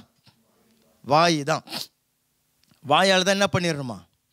முதல்ல பாவம் அங்கே தான் புறப்பட்டு விடுகிறது. சாந்தத்தை அங்கே தான் நம்ம இழந்து போய் விடுகிறோம். கோபங்கள், முற்கோபங்கள், எரிச்சல்கள், பகைகள், இது எல்லாமே. அல்லேலூயா. எத்தனை பேருக்கு இந்த சத்தம் கேட்குது? அப்போ இந்த தேவனுடைய வார்த்தைக்கு வல்லமை இருக்கிறன்றவங்க சொன்னாங்க எத்தனை பேர்? அல்லேலூயா. இதனுடைய ஆவியில் அந்த மாற்றத்தை அது உண்டு பண்ணுகிறது. இன்றையிலிருந்து தேவன் அந்த காரியத்தை அவர் செய்கிறார். என்னுடைய வாயினால நான் பாவம் செய்ய மாட்டேன். என்னுடைய எரிச்சல்கள், கூக்குரல்கள், ஆமென், தூஷிக்கிறது, கெட்ட வார்த்தைகளை பேசுகிறது, நிந்திக்கிறது, அவமானப்படுத்துகிறது, இந்த வார்த்தைகள் என்னுடைய வாயிலிருந்து வராது. ஆமென். இயேசுவை விசுவாசிக்கிற தேவனுடைய பிள்ளைகள் இன்னைக்கு எடுக்கக்கூடிய தீர்மானம் இது. ஆமென். என் வாயில பாவம் செய்யவில்லை, அவருடைய வாயில வஞ்சனை காணப்படவும் இல்லை. சரி, எப்படி அவர் பாவம் செய்யலை? இன்னும் விளக்கமாக சொல்ல, அவர் வையப்படும் பொழுது பதில் வையிலையா? சரி, நான் இன்னிலேருந்து இந்த ஆராதனைக்கு வெளியில் போனதுலேருந்து பாவமே செய்ய மாட்டேன்னு சொல்லிட்டு யார் என்ன கேள்வி கேட்டாலும் அப்படியே அமைதியாக இருப்பேன். சாப்பிட்டியாம்மா? நாளைக்கு என்ன வேலையா? என்ன இன்னைக்கு பிரசங்கம் பண்ணாங்க? அப்படியே இருந்தீங்கன்னு வச்சிங்களேன். இல்லையா, ஆண்டவர் வேறு சொல்லிட்டு ஒரு தடவை 2 தடவை கேட்டாக்கா ஒரு தடவை பதில் சொல்லு. உன் பேர் என்ன? இரு 2வது கேட்கட்டும். அது கிடையாது இது. இப்போ இங்கே எப்படின்னு சொன்னாக்கா, வலுக்கட்டாயமாக அவரை வையிறாங்க. ஆண்டவர் இயேசு கிறிஸ்துவை வையுகிறார்கள், திட்டுகிறார்கள். அந்த சாட்டையினால் அடிக்கிறவங்க, இது பண்ணுறவங்கலாம் ரொம்ப கெட்ட வார்த்தைகளை பேசிக்கொண்டு அடித்து ஒரு நாய் அடிக்கிற மாதிரி அப்படியே செய்வாங்க. அவ்வளோ வெறியில். அதில் அவர் வையப்படும் போது பதில் வையாமலும், பாடுபடும் பொழுது பயமுறுத்தாமலும். எத்தனை பேர் பயமுறுத்துறீங்க? பயமுறுத்துறவங்க எத்தனை பேருங்க? பயமுறுத்துறவங்க எத்தனை பேர் அங்கே? ஆனால் அது சின்ன வயசுலேருந்து பிள்ளைங்களுக்கு அந்த டக்குன்னு இப்படி பயமுறுத்து அப்படி நான் செய்யவே மாட்டேன். சின்ன வயசுலேருந்து நான் அப்படி அந்த பழக்கத்துக்கே இடம் கொடுக்கறது கிடையாது. தெரியுதுங்களா? கதவுக்கு பின்னாடி இருந்து பூ அப்படின்வாங்கள்ல, அந்த மாதிரிலாம் செய்ய நான் பிள்ளைங்களுக்கு சொல்கிறதே கிடையாது, செஞ்சதே கிடையாது இது வரைக்கும். ஏன்னா அந்த சின்ன வயசில் டக்குன்னு ஒரு நிழல் மாதிரி ஒரு இது போயிடுச்சுன்னு வச்சிங்களேன், அது அப்படியே அவங்களுக்கு அப்படின்ட்டாங்கனாக்கா அது அப்படியே இருக்கும். அதனாலேயே பிள்ளைங்களுக்கு அந்த அப்படி நான் பூன்றது, சும்மா ஒரு இது போட்டுன்னு இதெல்லாம் பண்ணுறதே கிடையாது. விளையாடுறதுக்கு விளையாட்டா இல்லை, எவ்வளோ விளையாட்டு இருக்குது, பயமுறுத்துகிற விளையாட்டு. அப்போ பாஸ்டர், நாங்கள்லாம் விளையாட்டுக்கு பயமுறுத்துறது, நாங்கள் உண்மையாகவே பயமுறுத்துகிறவங்கன்றவங்க. எங்களுக்கு வேஷம்லாம் போட தேவையில்லை, எங்களுடைய வேஷமே ஆமாம். சில பிள்ளைங்க சிலரை பார்த்தாலே அழுகுது பாருங்க, ஏன்னா வேஷமே அப்படி இருக்குது இல்லையா? பயமுறுத்துகிற இது எந்த விதமான பயமுறுத்துதுன்னு சொன்னாக்கா, அதுவும் எங்கே தான்? அந்த வீட்டு சர்க்கிளில் தான். வீட்டுக்குள்ளார தான் இல்லையா? கணவர் மனைவியை பயமுறுத்துறது, மனைவி கணவரை பயமுறுத்துறது, பிள்ளைங்கள் பெற்றோரை பயமுறுத்துறாங்களா? ஆமாம். எல்லாம் அமைதியாக இருக்குது பார்த்தா மௌனம். ஆமாம். நான் எப்படியும் போக மாட்டார், எப்படி போட்டாலும் கேட்குறாரு. ஆமாம் இல்லையா? அப்போது பயமுறுத்துகிறார்கள். நிறைய விதத்தை நம்ம சொல்ல மாட்டேன், ஏன்னா சொல்லக்கூடாது. எப்படி இருந்தால் நீங்கள் கண்டுபிடிச்சிருவீங்க, உங்களுக்கு தெரியாது. ஏன்னா நீங்கள் அப்பாவியாக இருக்கிறீங்க. நான் வரேங்க இந்த பிரசங்கத்தில் சொல்லி புதுசாக விதமாக பயமுறுத்துறது நீங்கள் கற்றுக்கக்கூடாதுன்றதுனால நான் சொல்லாமல், நீங்கள் இப்போ ஏற்கனவே பயமுறுத்தி இருக்கிறதே காணும், ஏற்கனவே பயமுறுத்தி இருக்கிறதே போதும். ஆனால் ஆண்டவர் அங்கே பாடுபடுறாரு பாருங்க, அவ்வளோ பாடுபடுகிறார். அவர் பயமுறுத்தாமல். ஓகே, இப்போ தான் நம்ம இங்கே இவர்கிட்ட தான் வந்து அந்த சாந்தத்துக்கான பூரணமான அந்த விளக்கத்தை கண்டுபிடிக்கிறோம். இவ்வளோத்தர் அனுபவிக்கிறார் இல்லையா? அதெல்லாம் செய்யலை. ஏன் செய்யலைனாக்கா, நியாயமாய் தீர்ப்பு செய்கிறவருக்கு தம்மை ஒப்புவித்தார். அல்லேலூயா. மோசே செஞ்சது, தாவீது செஞ்சது எல்லாமே இந்த காரியம்தான். ஆமேன். நம்ம என்ன பண்ணிடுறோம்னு சொன்னாக்கா, தேவனிடத்தில் ஒப்பு கொடுக்காம எனக்கு கொஞ்சம் அதிகாரம் இருக்குது, இந்த குடும்பத்தில் எனக்கு அதிகாரம் இருக்கிறது, நான் கேட்பேன். ஆமேன். இந்த வீடுன்ற வீட்டில் எனக்கு உரிமை இருக்குது, நான் கேட்பேன். ஆமேன். நான் சம்பாதிக்கிறேன், நான் இதை செய்கிறேன், நான் அப்படி செய்கிறேன் இல்லையா? இதெல்லாம் தான் நம்முடைய பவரை கண்ட்ரோலில் வச்சுக்க இல்லாமல், பவர் அண்டர் கண்ட்ரோல் தான் வந்து சாந்தம். அதாவது நம்முடைய பலத்தை கட்டுப்பாட்டுக்குள்ளே வைக்கிறதுக்கு பேர் தான் சாந்தம். இப்போ எனக்கு இருக்கிற பலத்தை கட்டவிழ்த்து விட்டு, ஆமேன், என்ன பண்ணிடுறோம், நான் இந்த வீட்டில் எனக்கு இருக்குது, நான் கேட்பேன், அப்படி போவேன், இப்படி போவேன்னு சொல்லி ஏதாவது பண்ணி நம்ம வந்து பழி வாங்க ஆரம்பிச்சிடுறோம். ஆனால் ஆண்டவர் இயேசு என்ன பண்ணுறாரு, நியாயமாய் தீர்ப்பு செய்கிறவருக்கு தம்மை ஒப்புவித்தார். அல்லேலூயா. எத்தனை பேர் இப்படி நான் செய்யலான்ற மாதிரி யோசிக்கிறீங்க? இது நல்ல ஆலோசனை. அல்லேலூயா. நான் இனிமே இப்படி தான் செய்ய போகிறேன். ஆமேன். எனக்கு பவர் இருந்தாலும், கேட்குறதுக்கு உரிமை இருந்தாலும், எனக்கு வீட்டில் நான் தான் கொடியை நட்டேன், நான் தான் கம்பன் நட்டேன், அல்லேலூயா அப்படி சொல்லி சொன்னாலும், ஆமேன், நான் நியாயமாய் தீர்ப்பு செய்கிறவருன்னு ஒருத்தர் இருக்கிறார். ஆமேன். அவரிடத்துல நான் காரியத்தை ஒப்பு கொடுத்து விட்டு நான் வந்து மென்மையான இருதயத்தோடு நடந்து கொள்வேன். என்னுடைய வாயில் வஞ்சனை காணப்படாது. ஆமேன். நான் வந்து பயமுறுத்த மாட்டேன். ஹல்லேலூயா. நான் பயமுறுத்த மாட்டேன். ஆமேன். கர்த்தருடைய நாமத்திற்கு மகிமை உண்டாகுவதாக. அப்படி நீங்கள் தீர்மானம் எடுத்திருப்பீங்கன்னு சொல்லி சொன்னால், அதுதான் நம்ம அந்த சாந்தம் என்கிற அந்த குணத்துக்கு நேராக நம்மை வழிநடத்தி சென்று விடும். ஹல்லேலூயா. நம்ம எல்லோருமா எழுந்து நிற்கலாம்.